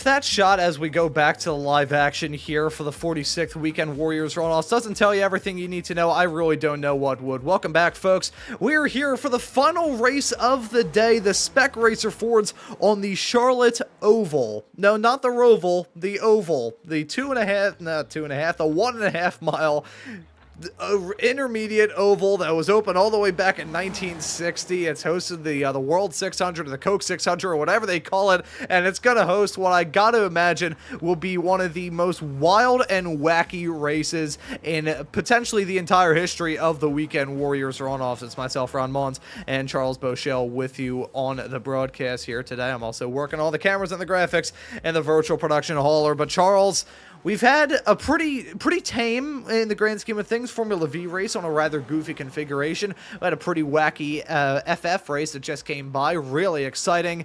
Here, on the other hand, I don't think there is a word in the English language that can describe the race that we're about to see. I would say my first attempt at describing it would be chaos. So that would be my first thought. This is going to be a very a different type of race. Obviously, we're on the oval with cars that are just absolutely draft monsters. We've seen Roval configurations where these cars will gain up to like 0.7 of a second on the car in front, like say at tracks like Homestead or Daytona. So we've got a 1.5 mile oval here, tri-oval at Charlotte, and these cars are just going to just tuck up behind each other. We'll see if anybody finds a partner and does a little bump drafting. That might be the fastest way around, although I'm not sure how long you could be able to do that for without the car overheating. Maybe we'll have some blown engines here during the course of this. But these cars are going to be right at max RPM, max pace for the entire race. So it's just going to be, getting yourself set. You either want to be up to the front or you want to be all the way in the back. You don't want to be in the mid pack of these. It's just going to be just chaos there. And my question would be is, are we under oval rules? Is this going to be like, are we going to get caution flags, or is this going to be a road course race with no cautions, during the course of this race? So I just, there's a few more unknowns left, but, for the most part, this is going to be fun to watch because there's going to be lots and lots of slicing and dicing. That is ridiculous. Holy cow. That was a huge cutback that we just saw in the midst of all of that. Felix Samoas, meanwhile, he's just running all by himself, currently P12 at the present moment. Meanwhile, David Gaspers was the one that was cutting some shapes down that backstretch. Do want to touch on the qualifying order as it stands right now. Paul Jackson, Matt Thompson occupy your front row as it stands right now. Never mind, make that David Gaspers, who now jumps his way up into P2, 148 miles an hour as well. Pretty insane. Now, it being the way everything is organized here, I don't believe I don't believe we have everything worked out properly whereby I can show you the average mile an hour for these drivers, but you could just see from that camera shot, this is going to be absurd, folks. We're in for a good one to round off today's racing action, and I do want to touch on the stuff that we've already seen this past season in the Weekend Warriors world, talking about the champions that we have had now crowned in the Spec 1 category. Marco Pinero, who is celebrating his birthday, by the way, not with us here today, but happy birthday, Marco, and well done on the championship in the Spec 1 category. Felix Samoas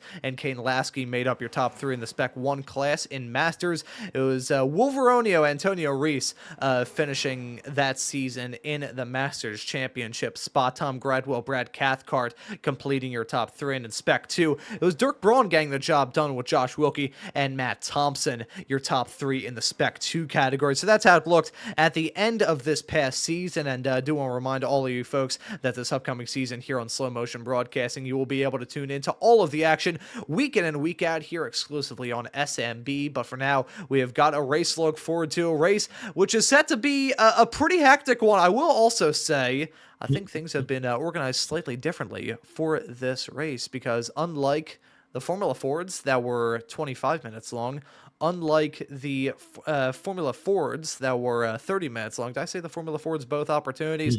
Unlike the FVs that were 25, unlike the Formula Fords that were 30, here with the Spec Racer Fords, we've got a 40-minute long race in front of us. And to get it all up and rolling, let's take a look at the starting grid for this race. The calm before the storm, if you would, before it all gets up and rolling. Paul Jackson, David Gasper is going to complete your front row for this race. Matt Thompson will start in third alongside Andre Favini in fourth. Josh Wilkie will qualify for this race in P5 alongside Jeff Jacobson. Dirk Braun in seventh, Josh Justice in eighth. Steve Elson will start this race in ninth with Andrew Love rounding out your top 10.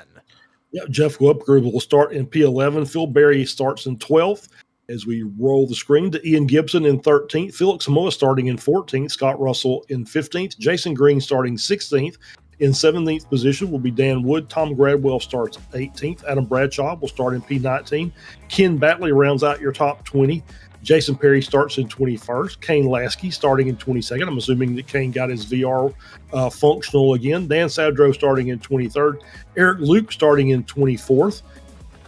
Josh Flores starting in P25. Brad Cathcart starting in 26th. Florian Oot starting in 27th. Ian Joyner in 28th. Guido Marzucchi starts in 29th. Flavio Andolo starting in 30th. Stevie Ray starts in 31st. Colin Earl starting in 32nd. And Kurt Nunez starts in 33rd position. We'll be starting from the back of the field. This is going to be one of those very, very wild races.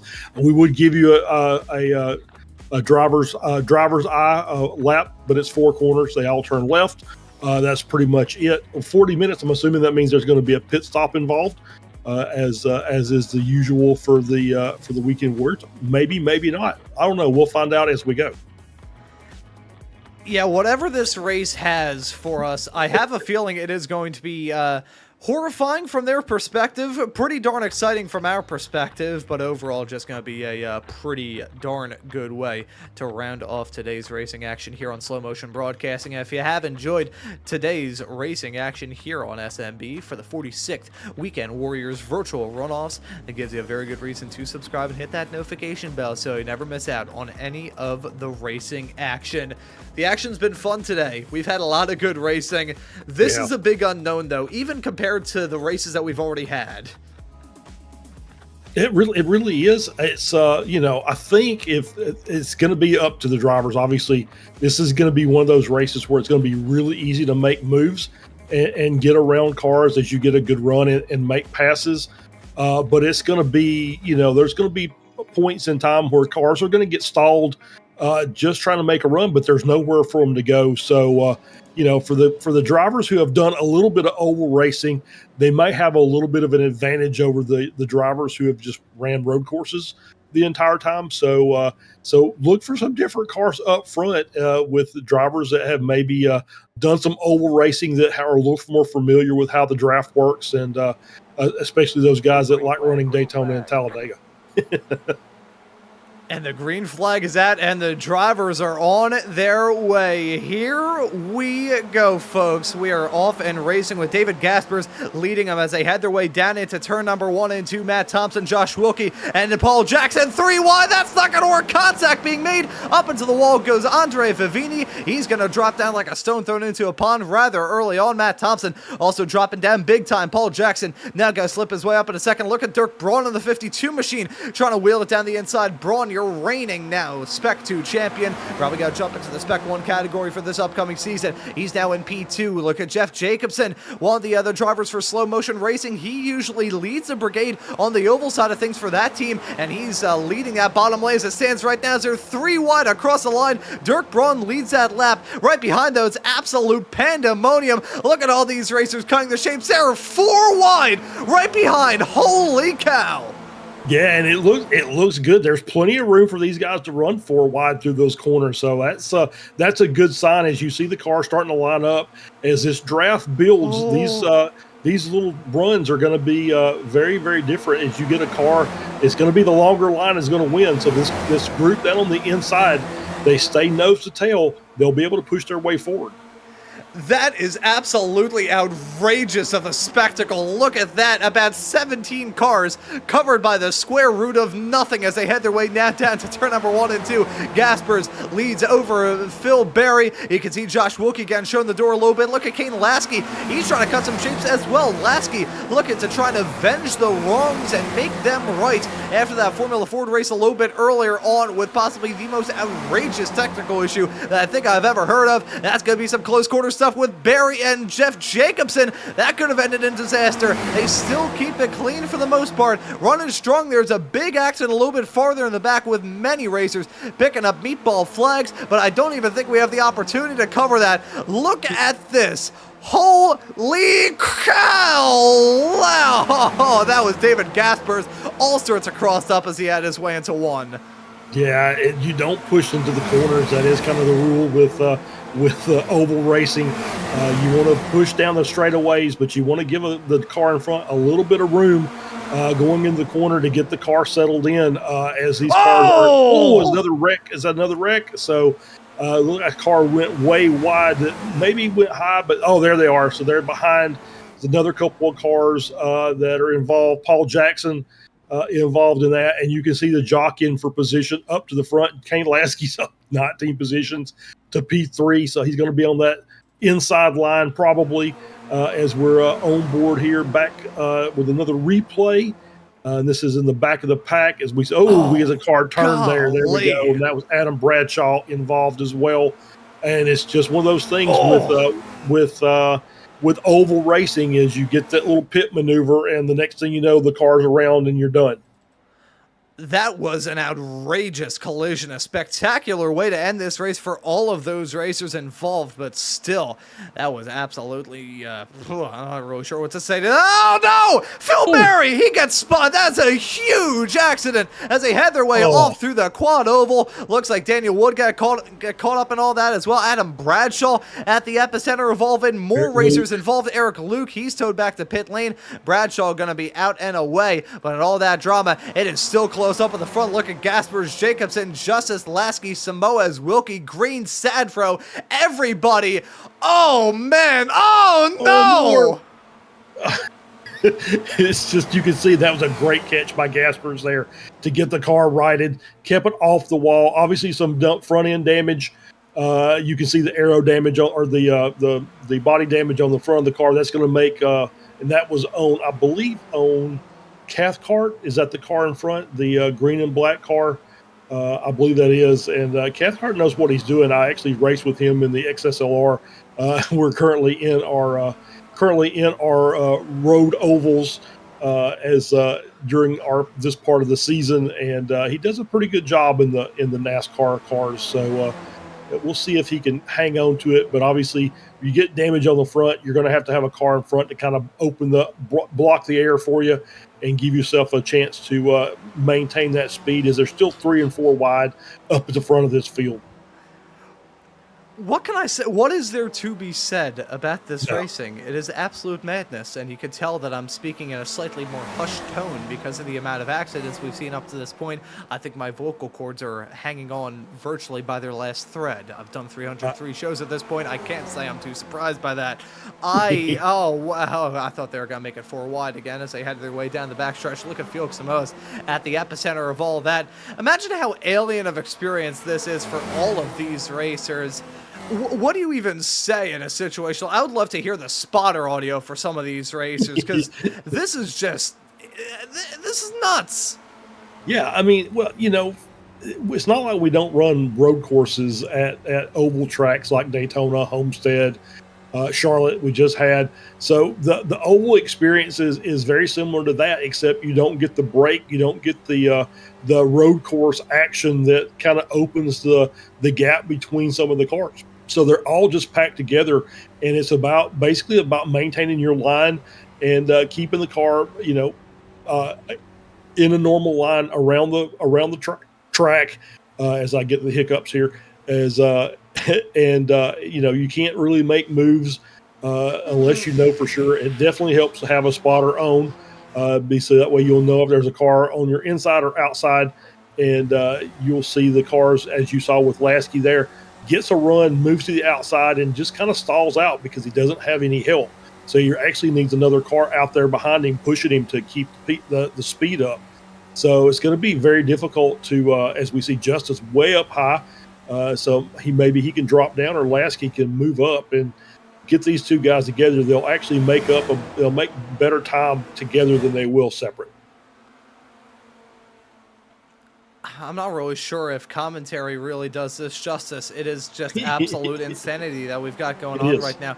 We'll say a little bit farther behind this, pack involving David Gaspers here at 1 point race leader, still rather intense, albeit a lot of lap cars at the epicenter of all that, so that's not necessarily battling for spots, but still close stuff to mention regardless. Up at the front, it's Kane Lasky and Felix Samoas side by side. Josh Wilkie putting in a pretty good performance right now, the 777 machine, although there have been many points in time in which he nearly ended up getting spun by the man right behind him, Jeff Jacobson, all around the back of him. Let's do it with the nose cam. We'll be able to get a good view of the exhaust system and the rear suspension of a spec racer Ford as we head our way off through the quad oval. He doesn't go for the move. You can hear these drivers lifting. That's the thing. It's very similar to a NASCAR style super speedway race, and in those races you will really harm your chances of doing well if you spend the whole race going flat out. You have to manage those runs here. You do indeed, and I what I always like to do when I'm doing NASCAR, especially at the super speedways, is instead of just lifting, you just drag the brake through the corner and just bleed a little bit of your speed off that way, and that keeps your momentum up. So that way, all you got to do is just lift off the brake, and it's still right there on the tail of the car. So it's a different way of doing things, and it takes a little bit of practice. But these guys, obviously, you see three wide up front: Samoas, Wilkie, and Lasky. And now you see Josh Justice behind Lasky, and that's helping him keep the momentum going on that outside line. Outside line, obviously, the longest way around the track, and you see Justice leaving him hanging out there on the outside by himself. And then he'll fall back a little bit until we get Justice in front. So nice move by Justice to take that inside line and make his way around, kept his run going, and has actually propelled himself up to the front of the field. This is absolutely ludicrous. I keep mentioning this. I sound like a broken record, but come on, that is just it's awesome, but also horrifying at the exact same time. We'll say though, shout out to David Gaspers, the German behind the wheel, the number 21 car. If I could get the cameras nailed down, there we go. There's Gaspers after doing pretty all right in that Formula Ford race. Oh no, contact being made. It's himself and Kane Lasky. Paul Jackson gonna pile into the back of Lasky, who probably has some major rear end damage to that car. Let's jump to a onboard shot. There you can see big damage to the back of that race car. Was already feeling a little bit sour, probably feeling even more sour as a result of all of that. May need to load up a replay of that close bit of drama. That's the thing with the replays. It's a double-edged sword. We have so much stuff to share, but at the same time, if we jump to a replay, chances are we're going to miss them going three wide up at the front like they are right now. Yeah, absolutely. It's very difficult to get the replays here. As you see, they're around again, and just Justice bouncing off the wall and just keeps the car running. I will say this. I think this is the first time I've ever done a spec racer race where after 10 minutes of racing, that 2/3 of the field is already a lap down. Yeah, that's... I think it's definitely a product of circumstance, but that's a disqualification for David Gaspers. That's quick. We do have our incident limit in place, and so he has hit the magic 17, and that is race done for Gaspers, and that's crazy. 10 minutes in, and he's already hit 17x because of all the contacts. We did see Samoas as well as Kane Lasky also with meatballs. They're going to have to come down pit lane. I have no idea about their fuel load, so I don't know if everybody's going to come down pit lane or if they can make this the entire race, or the mandatory pit stop is still in place as it normally is during the season. So we still have a few unknowns that we're trying to get worked through here, but still a great battle up at the front between Jason Green and who's that car behind? Jeff Jacobson. Josh Wilkie still up there. And you see the car on the outside. I think that is Brad Cathcart on the outside. And we have a yellow flag. Yeah, okay. So that's new. So we're going to get a yellow flag, and that's going to slow the field down, and that's going to give people a chance to come down to the pits and get their fast repairs and get their cars cleaned up and get relined up, and we're going to get to start this chaos all over again. Yeah, and I will say, right as we were getting this race up and rolling, we got word from Mr. Stevie Wright letting us know that there would be a random yellow thrown at some point in this race, and that has certainly got to be it. As I do want to say, these statistics are probably horrendously out of whack. The off tracks, which it's pretty difficult to actually pick up a 1X around here based off the fact that you're constantly running on a spot that is marked as actual racetrack. So that was probably not the best thing to bring up in the world, but, that's what I brought up, and I will stick by it. But no, under this is a very odd thing to say. Under yellow here in the Spec Racer Ford Weekend Warriors race. Yeah, I think if we ever had that in a championship race, chances are there's probably a 98 car pileup. Yeah, I would say so. And this is what we'll call a competition caution for this event. And so good timing by Stevie calling this at the 11-minute mark of the race. Like I said, it's going to give the drivers a chance to come down, get their fast repairs. Some drivers may get to come down and may get to stay out. If they've already got their fast repair and their car is still clean, they can actually get a lap back. So this may actually bring a few more drivers back onto the lead lap by staying out and just riding around. So we'll see how the front runners come down, if they come down the pit lane or not. Obviously, we see Cathcart there. I think is going to be the I would almost say the lucky dog, but I don't know that that's viable or not. So we'll see how this all shakes out. But you can see obviously lots of body damage on these cars. It's what you would expect when you get into a race like this. Is you'll see some beating and banging, some bump drafting, things like that. And it's just part and parcel of an oval race, and I've been really impressed with the amount of carnage we've had so far. As we take a look at the champions, that definitely wasn't just a cover for me to try and sort something out in iRacing and figure out whether or not that we will have the lucky dog enabled. I think I'll actually have to go into the session information and try and find that. So as I sing a small little song and dance to get that up and rolling, trying to figure out lucky dog, no lucky dog. So once you go a lap down, you need to get that lap back the old-fashioned way, either by just overtaking the field, which unless you're Bill Elliott back in the 80s at Talladega, you can't really do. That's correct. Or you just pray to God that you're in front of the leader when a yellow comes out. But Stevie said that there would be a random yellow, not random yellows. So unless we have another one a little bit later on in this race, if anybody is one lap down here, they may be there for the rest of the events. Yep, that's what it looks like to me. So because I don't see anybody getting wave bys. So it looks like we're going to be, it's like maybe the lap down cars are just kind of filling in. I think we're going to go too wide here for the restart as we get not quite on the one to go yet. Looks like the lights are they still on, or they just turned off on the safety car? I think they're off. It's like the lights are off, so there should be one to go, and they are going double file restart. So you'll see the cars fanning out 2 by 2.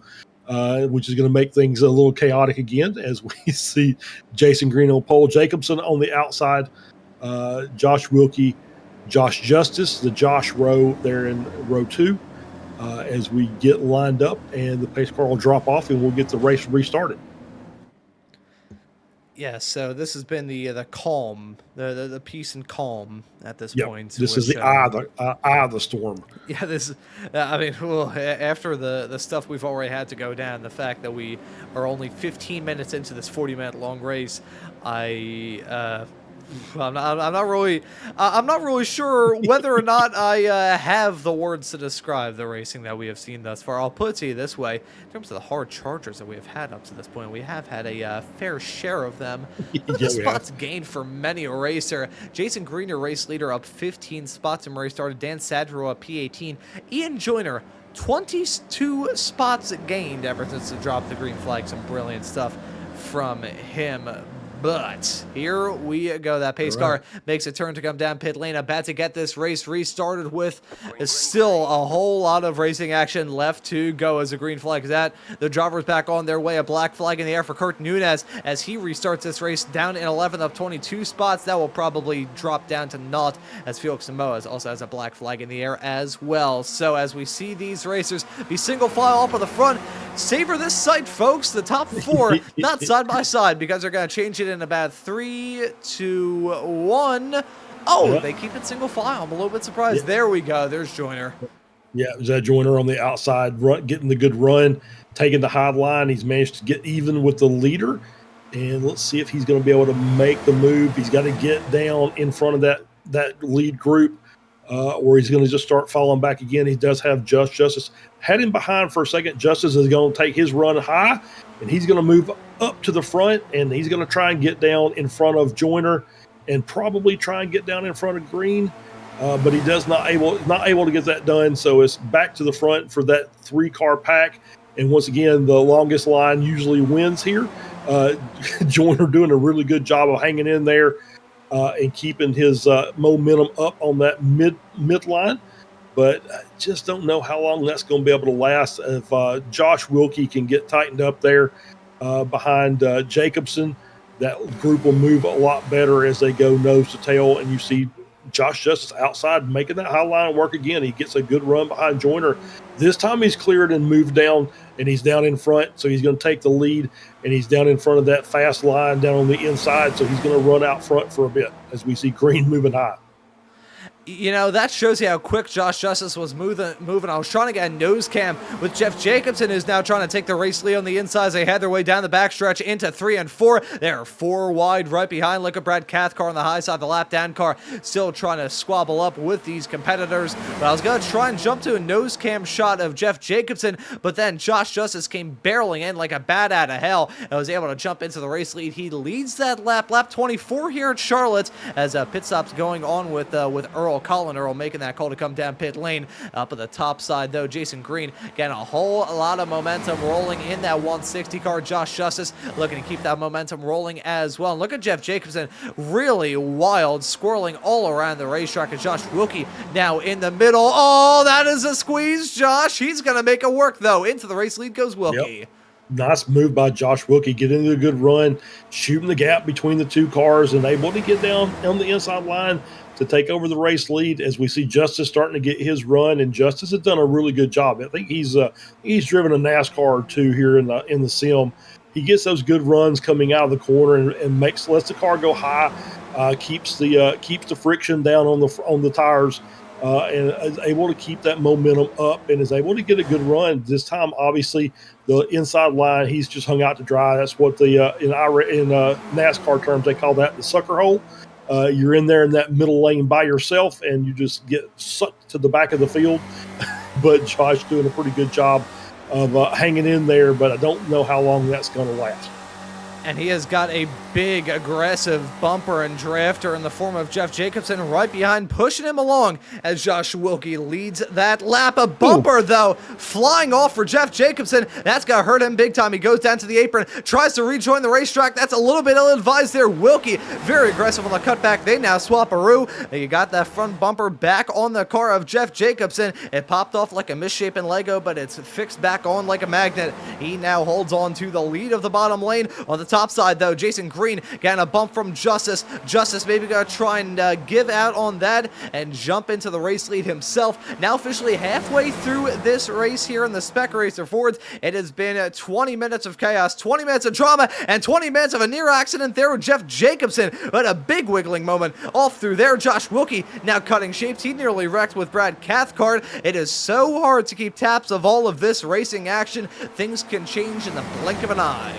Yeah, I was thinking about this as you were talking. This reminds me less of a NASCAR race and more like the old IROC series, where it's single make and all the cars were equally matched, and so it's just a matter of who's got the best drive, who's got the best strategy, and that's who's going to end up winning this race. But it's just been fun to watch. You see the cars just basically leapfrogging each other This is the 150-mile-an-hour game of leapfrog that you talk about all the time, Ron. As these cars, you see Green and Wilkie, now Justice 3 wide coming down through turn 1 and 2. And as this is going on, Stevie Ray has joined us here on the broadcast booth. Stevie, what kind of monster have you created here today? It's awesome. Guys, we did the Formula Fords at Monza on the oval, so I got to thinking we've got to do these draft monsters somewhere and see what happens. So there it is. You know, I think this time a year ago, weren't the Formula Vs running on the dirt oval layout of USA International Speedway? I remember I wasn't on that broadcast. It was our old pal Tim Cox doing that show. We did that. This is, I think, probably the most hectic race I've ever called in my entire life, and we're just barely past the halfway mark. You think you're earning your money today? My vocal cords are earning their money today, I can assure you that much. I tell you, Stevie, I was telling Ron just a minute ago, this looks less like a NASCAR race and more like the old IROC series, where it's just equally matched cars and it's just driver guts and driver strategy that's going to end up deciding who's going to win this race. Yeah, exactly. Nope, I figured I was out of it. I'd come and sit in the booth and listen to you guys. And well, it's good to have you in here as we're we've just crossed the halfway point. We did have the competition caution earlier. We should expect no more cautions, so that's correct. Yeah, I can't throw from here, so I think we're good to go to the end. Yeah, I got you. So the one question I have, are these cars fueled up for the end, or are they going to have to come in and make a pit stop? Yeah, they had the standard full tank in it, so they're good. Okay. All right. So everybody's good to go. So it's just going to be who gets to the line first and what condition they're going to be in when they get there. We're on top of it now. So I did tell Ron earlier, this is the first time I remember, 10 minutes into a race where 2/3 of the field was a lap down in the spec racer car. So it was the caution was well timed. Allowed the drivers to settle down a little bit, and we've had some really, really exciting racing, and it's been a bit cleaner since we've restarted.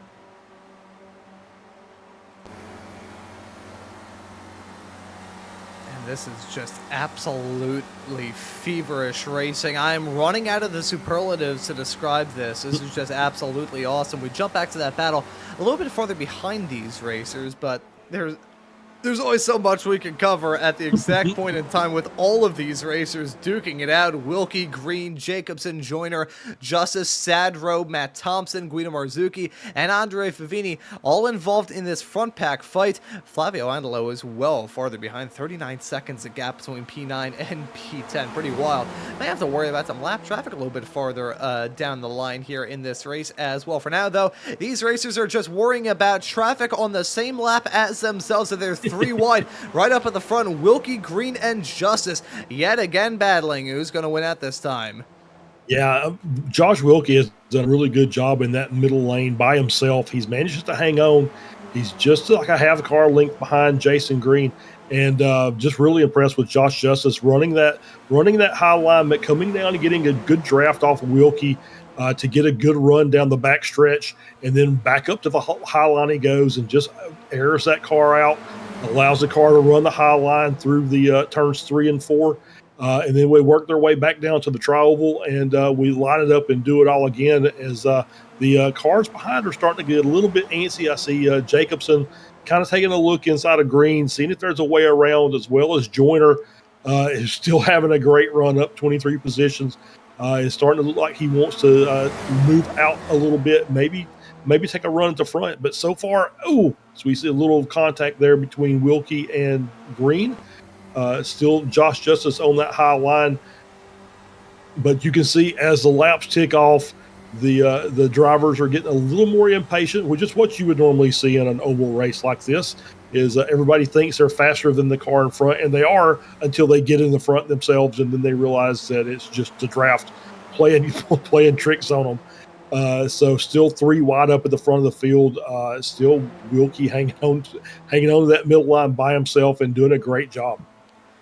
And Charles, as much as you made the comparison between this and IROC, It feels very similar to an old IndyCar style pack race back in the old days of the Indy Racing League. That's a sort of racing that popped into my head, albeit I'm a big IndyCar guy, so I'm definitely biased when it comes to all of that. But it is still absolute madness. If anyone's ever seen, it was a race from 10 years ago, the 2015 IndyCar race at Auto Club or Fontana or whatever you want to call it. That race was pure unbridled madness from start to finish, and this race has a lot of similarities between itself and that. I do want to touch on Ian Joyner, though.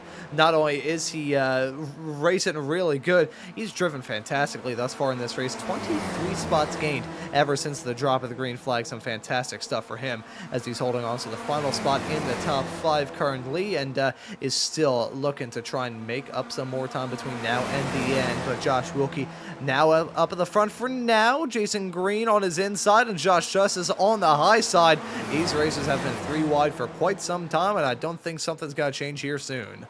No, I don't think so either. As Wilkie he gets that good run out of the midpoint of the corner out, and just able to just ease ahead just enough to lead the lap, and then the inside line goes back to work, and it's probably better if he tucked in. But I know obviously as soon as he does, he's going to get a run behind Green, and he's going to want to pop back out again.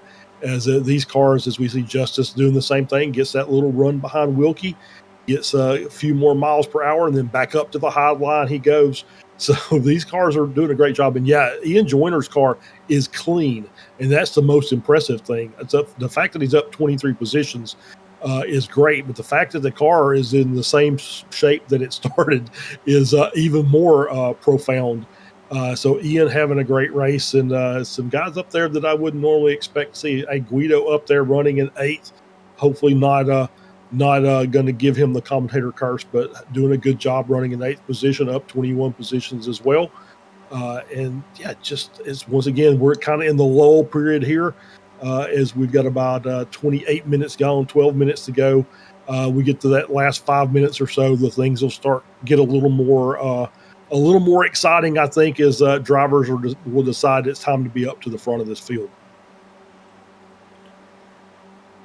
As we keep tabs on all of this racing action, I do want to remind all you tuning into the show that if you haven't enjoyed either the Formula V, the Formula Ford race earlier on today, or the Spec Racer Ford race that we've got right now, if you're enjoying the action, how about you hit that subscribe button and the notification bell so you never miss out on any of the racing action. It's been insane up to this point, and we still have a rather tumultuous 11 and a half minutes left to go here, as that was nearly contact between Jason Green and Josh Wilkie on the bottom lane. Look at Jeff Jacobson in the midst of all of that action as well. I want to jump, if it is at all possible, to a gearbox shot from the back of Jason Green's race car, because I want to see how the front end of Jeff Jacobson's car is holding up right now, because that car has been through the ringer thus far in this race. I'm not sure if the camera pack that I have right now will be able to give us a good enough view. You know what? You can see it well enough. He didn't come down pit lane. The damage still pretty severe on that race car. I think Jeff Jacobson, a very aggressive pusher, as we have seen thus far in this race, but unless it's a move made coming to the very end with a run so strong you'd think he had a rocket attached to the back of his race car, I have a feeling that Jacobson may not be the one to look at for in terms of winning this race. That damage rather severe on the front of that car. If this was a road course race, that car would probably be a significant couple of tenths slower down the straight on any sort of road course. Here on an oval where you have no braking zones, you just have left corners and flat out racing, it makes it even more so the case. Yeah, absolutely. I think he is going to, he might could get a good run at the end of the race, but it's going to be difficult, obviously, with that front end aero damage. He will do a good job of pushing Jason Green up to the front if he can. As you see him tighten it down as they're coming to 3 and 4 down to the tri-oval section. Wilkie still hanging in there in that middle lane, and now he's moved up. I will say this, there's a couple cars in the front. I think Green, and I saw Jacobson do it as well, is getting down below that blue line. And for those who are not familiar with this, there's a change of angle there onto the apron of this track, and it will kick the car up the track. So in close quarters racing, when you've got cars to your outside, it's going to make that very difficult. So the cars on the outside have to be very careful squeezing that inside line down, or it's going to end up punishing themselves is part of this process. As Wilkie's starting to fall back just a little bit, and he still gets a good run out of the final corner down into the troval, and is able to just hang right there with him and just briefly take the lead before the inside line picks things back up. So I'm just really impressed with what Josh has done there, sitting there running in that middle lane by himself in second position, and equally as well as Josh Justice. He needs to get a good run behind Wilkie, and if he can get clear, he needs to get clear and move down. But he needs to do something with that run off the high line, down into the corners, down into the straightaways. He needs to get down to maximize that pace on that outside line. As let's jump on board with Brad Cathcart, who's been at the epicenter of a lot of this drama thus far in this race. You can see a good state of the back of Josh Justice's car. Back of that car looking pretty upturned. That is not going to help him out on the straightaways, but I mean, let's face it, frankly, none of these cars are feeling rather good at the moment when it comes to those straight line sections. Some damage on pretty much every car throughout this field. So frankly, at this point in the race, 44 laps on the board with about 8 minutes left on the clock. Cathcart, as much as he may be down to 16th, one lap down to these racers, he can still decide this fight. If he gives a push to anybody, it may end up being Justice. He's been running that high side throughout a decent chunk of this race, so if anyone's going to do it, I would probably say that Josh would be the one to do it, as he's still keeping that momentum rolling on the high side. That's Dirk Braun coming out of pit lane right now. That's going to be a terrifying situation and ordeal from his perspective, just seeing a pack of cars blow his metaphorical doors off on the high banks. But I gotta say, Josh Wilkie, very impressive, and Josh Justice, both very impressive. Wilkie, I'm not sure what he did between the Spec Racer Ford and the Formula Ford race. Didn't come in to have a chat with us like between the Formula Vs and the Formula Fords. So I guess he went into his basement, grabbed a bottle of maple syrup, and it's had the same effect like a can of Spinach would have on Popeye. Yeah, maybe so, or maybe he pulled out some old NASCAR tapes and was kind of watching a few laps of some of the great drivers from NASCAR history to see what he needed to do here. But yeah, he's done a great job. Like I said, he's running that in that middle line by himself, which generally is not a good thing. But he's managed to hang on to it and keep his momentum going, and he's able to hang in there and just running right even with the front two there. As he's dropped off just a little bit there, but he'll get a good run out, and you see him kind of let the car rise up the track a bit as we see Green move off that bottom line for just a little bit. He's got to be very careful because Jacobson and Joyner would look racy, and they'll be happy to take that inside line away from him if he gives them a chance. A little note: the slow motion guys, Jason Green and those guys have done quite a bit. And Joshua too. Have done quite a bit of oval racing in the slow motion racing group, so that's showing up here, I think. Yeah, absolutely is. As Green has been pretty consistently up front since he got there. I was watching Cathcart as I mentioned that he and I are running in the XSLR league, and he's pretty handy on the oval circuit. And he had a really good run in the ARCA cars last week. So he's got some laps around here because we actually ran this track. So he's very familiar with that. So he's done a good job. Even though he's a lap down, he's managed to hang up in that lead group, even with a damaged car. So, but yeah, good job by Jacobson and Green down there on the bottom line. This is obviously people will tell you that's the fastest way around the track. It's just hanging down on the bottom, stand on the blue line, trying not to cross over and kicking the car up, and they're doing a great job down there. Yeah, and you can catch XSLR every single Sunday night here on Slow Motion Broadcasting. It'll be myself, Ron Mullins, and Adam Thompson. Different Adam Thompson, the non-meowing Adam on the call for that show later on today here on SMB.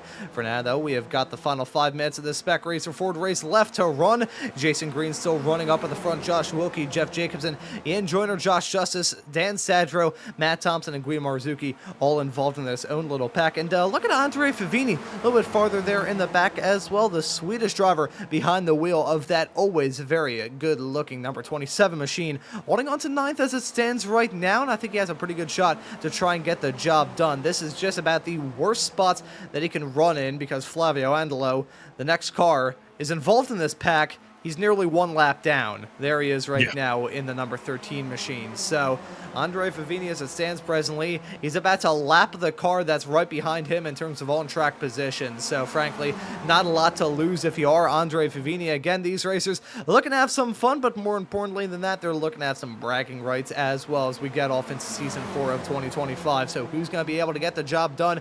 It is still close-knit stuff up at the front. I think Jason Green holding on to dominance on that inside line. His slow motion racing teammate of Jeff Jacobson providing those bumps and those pushes throughout a vast majority of this stint. Josh Wilkie, meanwhile, on that high side, able to keep the momentum rolling, but frankly, he hasn't had too much assistance right behind him. Look, right there, no one really coming to the assistance of Josh. No, absolutely not. And yeah, I was watching the timing tower as they came across the start-finish that lap time, and Wilkie was in the lead by, I think, 100th of a second. So it's that close up at the front, and we're at the point now with these laps being about 40 seconds long. We're at the point now we're in the last 3 minutes of this race, so things are about to heat up, I believe, as cars are going to start trying to make moves and get a few more spots before the close of this race. And wouldn't surprise me if we see some more hijinks before this is done. The hijinks going to be rather prevalent at the end of this race. I think that's a good way of putting it. 3 minutes left to go on the clock.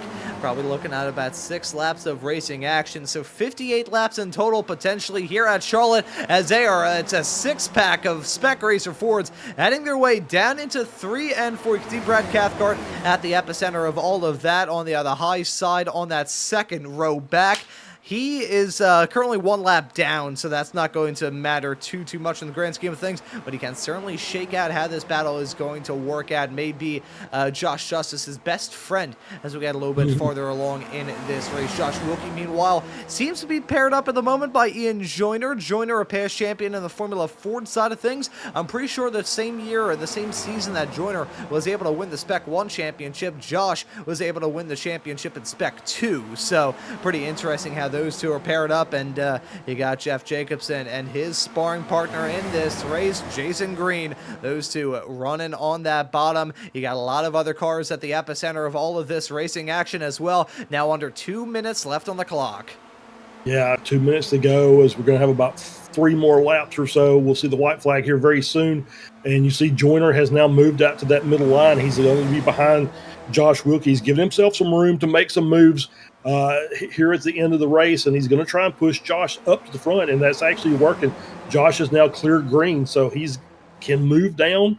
Is he going to, or is he going to hang with Joyner as we see another car in behind? That's the 51 car of Dan Sadro has moved to that middle line as well. So now it's 3 by 3 by 3 by 3 coming down to the start-finish line.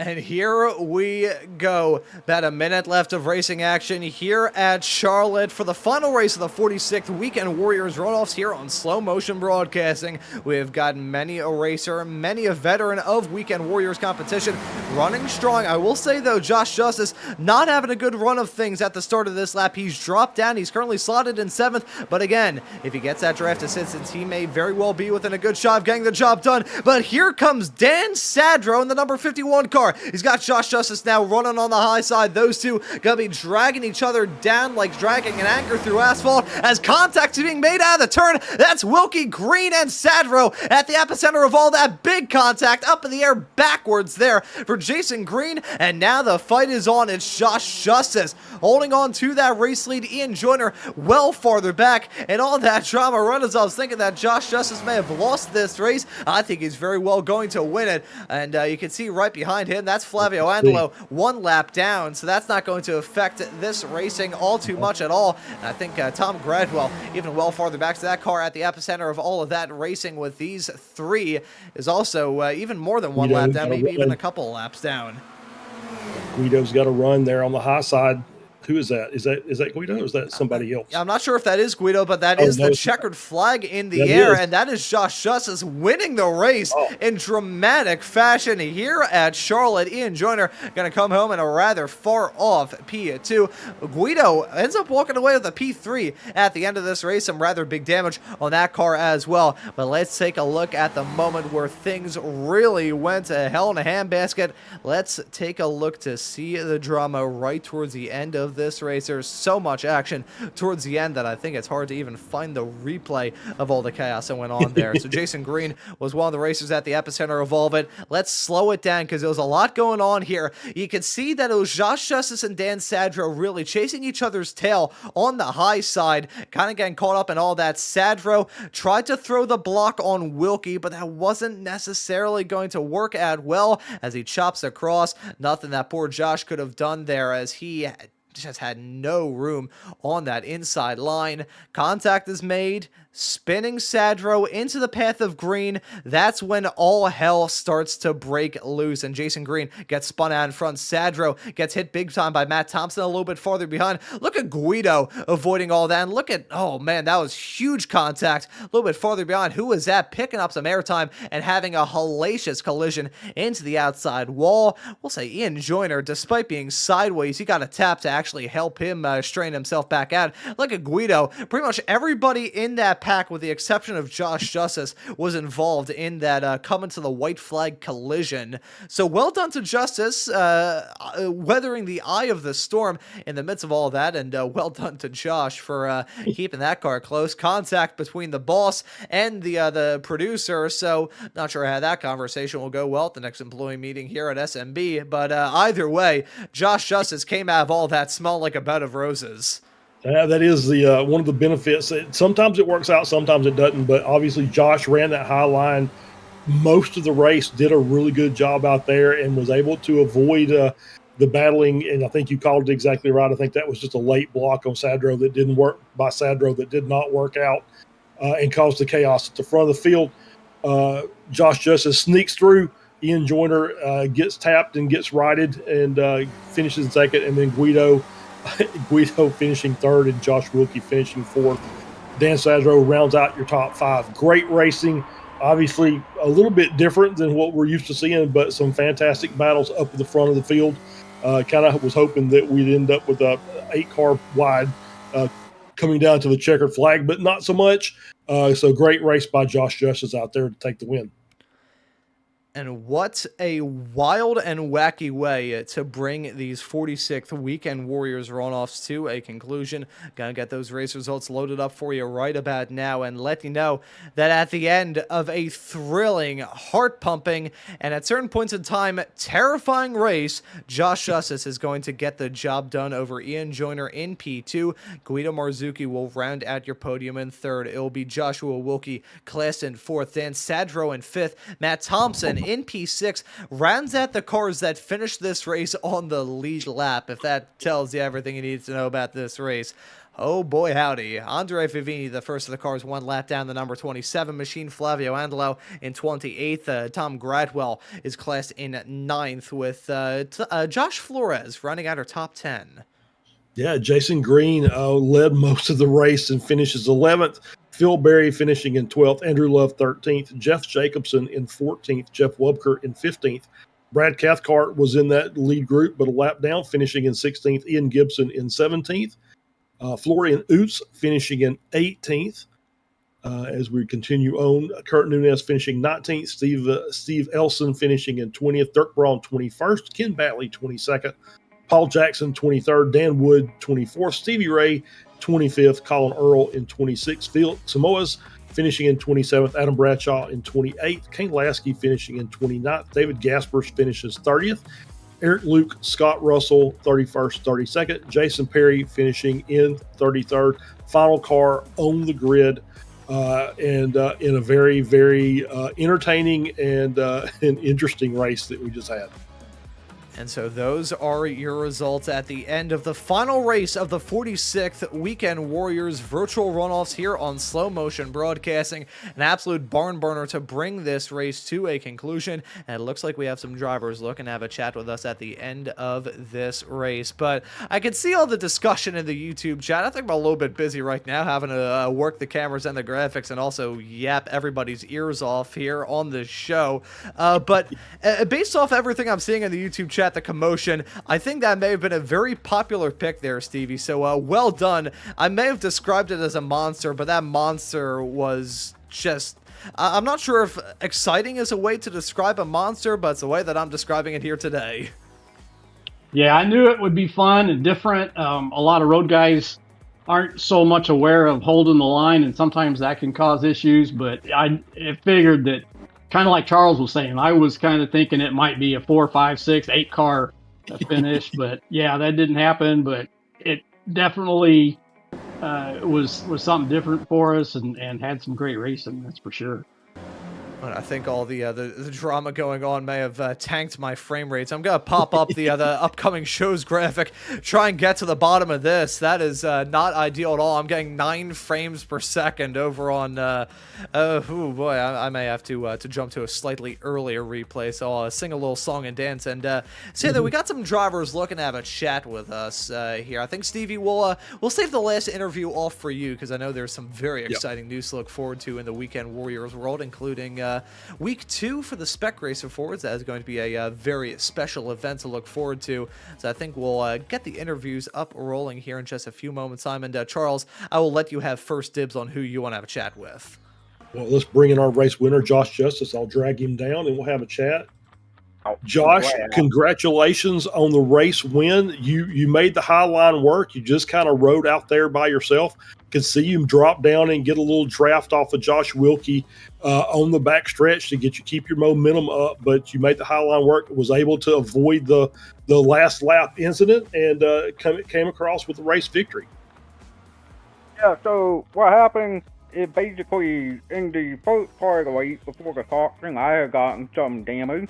And I found that I was overheating if I stayed in the main line. And when you're on the bottom, you can't pull out to the side, guaranteed. You know, sometimes you can, but you can't always. Like, there's somebody above you, you can't. And so my concern was if I stayed on the bottom, I would end up overheating and blowing the engine.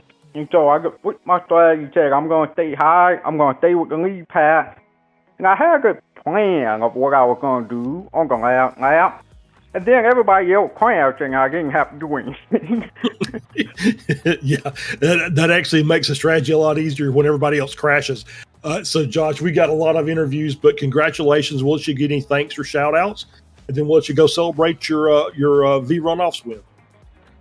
Yeah, I appreciate the fact that y'all hosted the event. I just put together my rig and, Next Level Racing makes a great rig. SimLab makes a great triple monitor stand. The Vario monitor mount are genuinely incredible.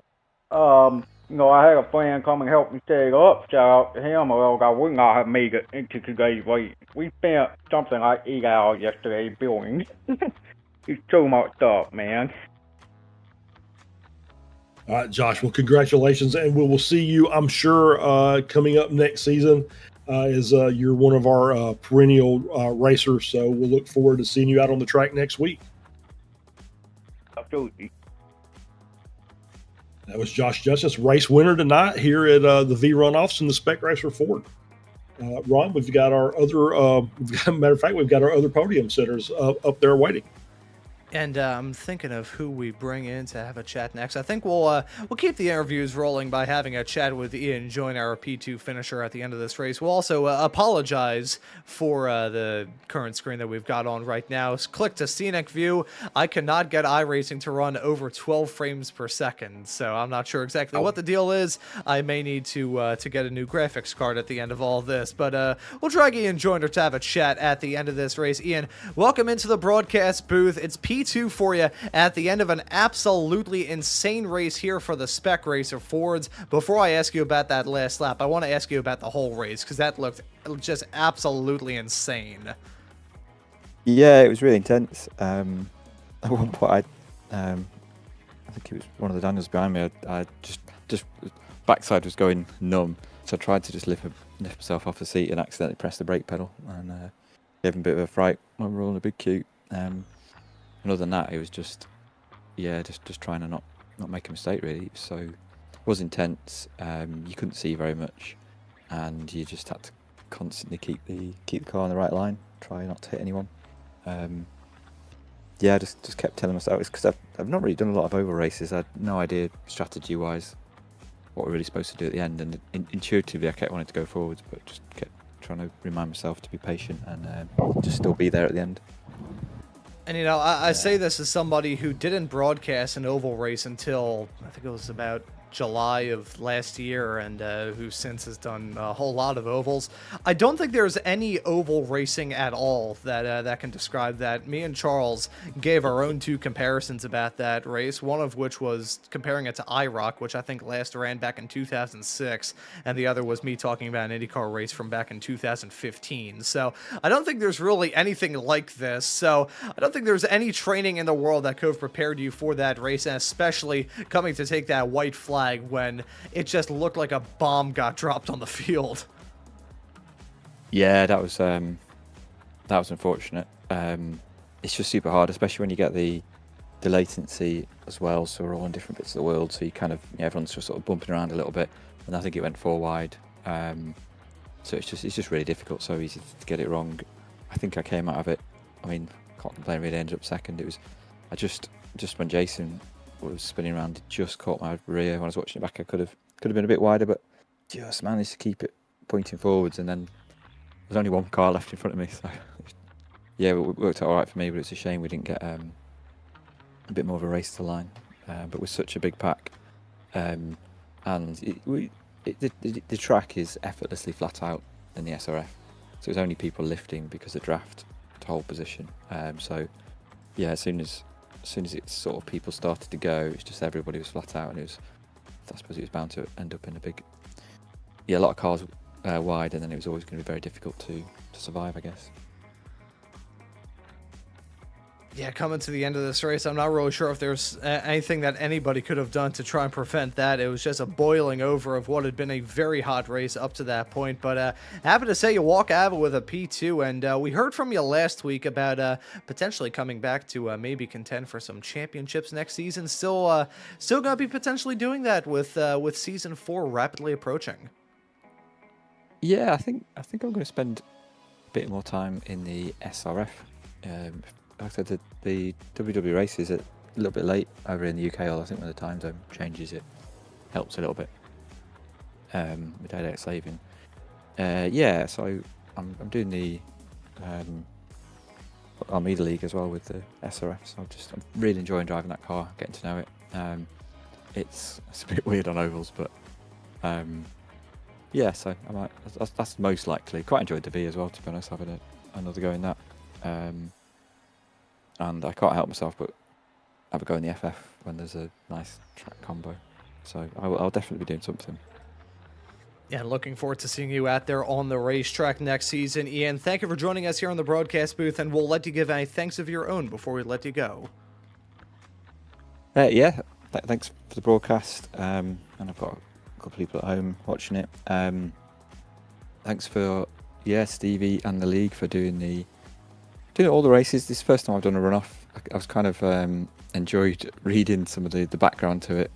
Is it called V? Is that because of the person who originally started them? Stevie there, do we know? Why is it V Runoff? Virtual. Virtual. Ah, okay. Sorry, I was supposed to be giving thanks, wasn't it? Anyway, I enjoyed reading the history of it, all the different stuff it's done. So it's fun to, probably done all right, I guess. To, have at least be somewhere towards the sharp end in all of them was a lot of fun. So thanks everyone who took part. Thanks to the league, and thanks to you guys. And thank you as well for joining us here in the broadcast booth. Ian, well done on the P2, and looking forward to seeing you out there on the racetrack for Season 4. Cheers. See you all soon. And that right there was Ian Joyner, our P2 finisher at the end of this race. And Charles, if you want to keep the podium runners up and rolling, we can have a chat with Mr. Guido Marzucchi. Yeah, let's bring Father Guido down here and have a chat with him. Oh, there we go. You already took care of it, so we're going to leave that there. Hey, Guido. Here we go again. P3 on an oval circuit? Do you even know what NASCAR is, Guido? I have no idea what I was doing. I had no idea what I was doing throughout the whole race. Yeah. So today it was my lucky day, and that's it, because I avoided all the crash. I started 29th, I guess, so right in the back of the pack, and especially the first 5 laps, there were a lot of crashes ahead, and I've been able to then there was the caution, and so I went back on the front pack, and suddenly I was P8, and say, how is this possible? And then I just stayed there. I just stayed there until the end of the race, and also the last crash. I avoided the first one, but unluckily, Brad, I think, ricocheted into me. But I've been lucky because I just went straight into the grass. My car I didn't spin. The car stayed straight, so I've been able to keep going. And I ended up P3. I also thought that there was one more lap by the end, and suddenly I saw the fireworks. Okay, that's good. Yeah. So you and Ian Joyner, who finished second, tied for the hard charger, up 26 positions during the race. So, fantastic job of racing hard, racing to the front, and also being lucky, which is always part of this when you're in a draft race like this. I think we are both there for the overall win of the runoffs because we got all three pretty good finish today. That's true. So I'm waiting for the Stevie calculations, but if I'm not P1, I'm P2. Okay, well there we go. Overall. So I'm sure we'll get some information about that hopefully very soon, and we'll see who wins the V runoff for today. But Guido, congratulations, another great run, and thank you very much, and I can't wait to watch your amazing job on the broadcast later because I'm sure that you did an amazing job. Oh yeah, a little bit of chaos, but yeah, it was. Even if it was Ron producing, but I have faith in him, so I trust him. That's a questionable thing to have faith in, Guido. I'll be completely honest with you. All right, Guido, congratulations. We'll see you. Thank you very much, guys. We'll see you next week for sure. So. See ya. And that right there was Guido Marzucchi proving that he's both a better driver and a better producer than I am, all in one single shot. So well done to me. But we got one more driver looking to have a chat with us, our P4 finisher at the end of this race. And it's our very own Mr. Joshua Wilkie now joining us here in the commentary booth. Josh, firstly, to handle some rather important business right away, my frames went to potato frames, so I may have to do some diagnosing before XSLR tonight, so I'll keep you posted on that. But well done on the P4 for you at the end of this race. You're running strong. Got struck by that falling anvil towards the end, but overall, a pretty solid drive. So how was it out there? Yeah, it was pretty fun. I don't oval race like at all. So, and I've never oval raced the SRF before. I know just try to keep your lane, pushing's a thing, and just try to stay clean. And it looked really good for me there. I was just trying to hold position and go, and then the 4-wide incident kind of took me out at the end. Bit of a bummer. For sure, hard one to swallow there, but fourth is okay for the first time I've ever oval raced out there, and it was really fun actually. It was super intense. Avoided probably 4 or 5 big incidents to get where I was there, so pretty disappointing for it to end that way. But lots of fun out there today for sure. Yeah, it certainly looks hectic all throughout that race. How are the nerves heading off through there? Because, I mean, just from my perspective here in the broadcast booth, I'm pretty sure my heart rate probably got jumped up a decent amount as we got that race up and rolling. So how was it behind the wheel? Yeah, it definitely is. These oval races are just, they're heart pounding for sure. It's probably the best way to put it. You're trying so hard to stay off everybody and kind of read what everybody's doing. For myself, I'm just out there doing my absolute very best to try not to disrupt anybody else around me, and it seems like there's a few drivers out there that are intent on disrupting drivers around them, which is part of oval racing, something I just don't really know much about. But yeah, super intense, just trying to figure out what decisions to make. Even in the accident at the end there, it looked like he was going to kind of get in front of me, and I'm like, okay, he's going to get in front of me, and then he didn't, and then we just made contact. It all felt very fumbly and strange, but yeah, kind of a bummer to end it that way, but super heart pounding for sure. The oval racing, man, will test your blood pressure for sure. Yeah, test your nerves, test your blood pressure, and also test your patience as well. But man, what a race, what an event. It's always a pleasure being a part of these runoffs, and now that you've gotten the opportunity to be out there on the racetrack for a couple of them now, how did you find the whole event? We had some pretty odd combinations, but some pretty fun ones as well. Yeah, well, that first one was just a fumble fest for me. I don't drive the V very often, let alone in the rain, and I've never seen that layout. I didn't get one lap of practice. I think I missed qualifying probably 2 there, trying to set things up just because the a little bit different jumping in today. Excuse me. So that was a total fumble. Passed on the inside there. I believe it was Fabian didn't jump on the line there, and I went around him and got an immediate penalty, and then did really well in the last one. So I broke the curse at least, for the last one there. I've generally had really bad week 13s for some reason, but I'll always have a blast. It's a great event to have everybody out there and just have some cool layouts and do some kind of different things. I really like the oval and the SRS. Actually, we should maybe try to finish every season with an oval or something like that. Maybe a mid-season race would be pretty fun. But yeah, the events are amazing. It's awesome. You guys put these stuff on. Obviously, thank everybody here who drives out there and the admins putting everything on and stuff. We're looking at another really great season coming here with everything, with the SRFs and the FS and the Vs all coming back, and we should have a really good season with them. So looking forward to it. And looking forward to seeing Season 4 action here on Slow Motion Broadcasting beginning this upcoming Tuesday with the opening race of the Sim Racers Group F4 Series. So a lot of stuff to look forward to here on SMB. Gives you a fantastic reason to subscribe and hit that notification bell so you don't miss out on the racing action. But Josh, thank you for joining us, and I'm sure we'll be having a chat with you after this broadcast is said and done. Yeah, for sure. Thanks a lot, guys. Got to thank you guys for sure. Stevie, all the admins here at the Weekend Warriors and drivers out there. We can't put these things on without you, and that's right down to the people out there driving and respecting everybody on track and everything, as well as all the way to the broadcast. It's not an easy thing to get these all done, and it takes kind of an army to do it. So thanks to everybody, and really looking forward to this season. Hopefully going to get on the track a bunch. Hopefully we get a bunch of highlights, a bunch of new things coming at SMB here. So yeah, can't thank you guys enough, man. I'll stop taking up airtime here. You guys have a good afternoon. And that we certainly will. Josh, thank you for everything that you do here at SMB, and well done on the P4 here on the Spec Racer Forwards. Yeah, thanks, brother. Have a good one, guys. And that right there was Mr. Joshua Wookie, our P4 finisher at the end of this race. And Stevie, we've left you hanging for a little bit. We'll bring you back in here. Man, what a wonderful event just to cap off a brilliant season in the Weekend Warriors world. Yeah, it was a lot of fun. I had to really work at coming up with something again this season that was going to be fun and was different, and I think it did. I think it worked. It tests me every season to come up with something different that the guys like. So we'll see how the feedback comes, and I don't know if I want to put up another oval for the SRFs like you guys suggested. I think the guys would shoot me before that. I actually have a suggestion. I'll mention it to you after the broadcast. I don't want to put it out on the air. Yeah. No, I got to think the Monza thing was kind of fun, where we used the single track with all the different configurations, and I was looking for something to put the SRFs on an oval and see what we could do from there. So Charlotte came up, and since I wasn't going to announce what track, I wanted to make it free so everybody could join.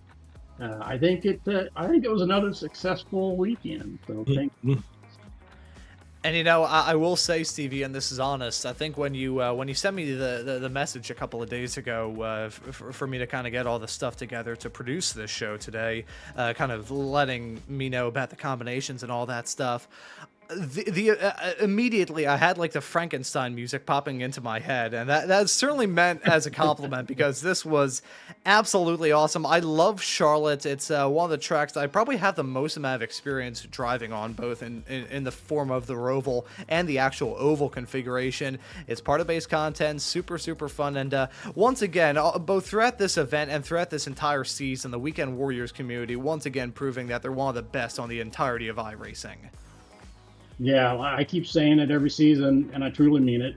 These guys, you guys, it's the best. I can't be more proud of the community and these people that make it up.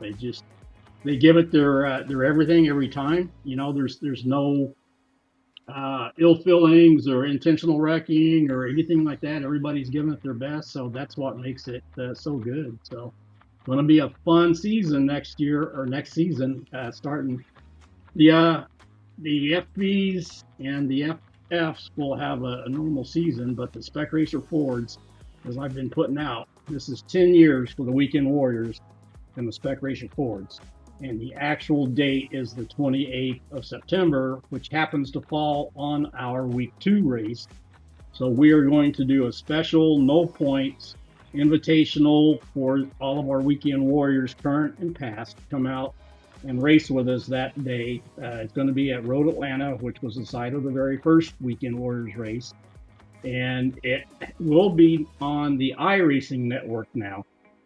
One of our announcers, producers, way back when, Sean Ambrose, works for iRacing, and I told him that we were going on 10 years and thanked him for his support earlier. And he says, hold on, let me see what I can do, and come back to me and says, we're going to put it on the iRacing network. So 10 years as a league is a big deal, and so that's really excited about that coming up. We got a new logo for the 10-year Weekend Warriors Spec Racer Ford, and that'll be out. So yeah, you guys will definitely be there sharing that stream to them. It is going to be absolutely amazing to look forward to that event. I said this a little bit earlier on in this show, how I've done my fair share of broadcasts over on the iRacing channel, a handful of special events, the Chili Bowl, the Bathurst 12, the Spot 24. I've basically on there pretty much every Friday throughout most of the spring and summer with the Radical Official series that I cover. But that is going to feel more special than anything, and it's going to be awesome to see the Weekend Warriors on the iRacing channel, see SMB here on the iRacing channel, and show the iRacing community at large just how wonderful of a world it is here in the Weekend Warriors side of things. Stevie, I gotta say, it's also gonna feel quite fitting as well, because this now officially completes 1 year since I came back to these shows after a brief little hiatus last summer. It's been an absolutely wonderful ride over the past couple of years doing these shows, and I'm really looking forward to seeing what season 4 has to bring. That's gonna be, we say this at the end of every single season, the best is yet to come in the Weekend Warriors. We always keep one-upping it and one-upping it and one-upping it, and it really feels like there is no ceiling to hit.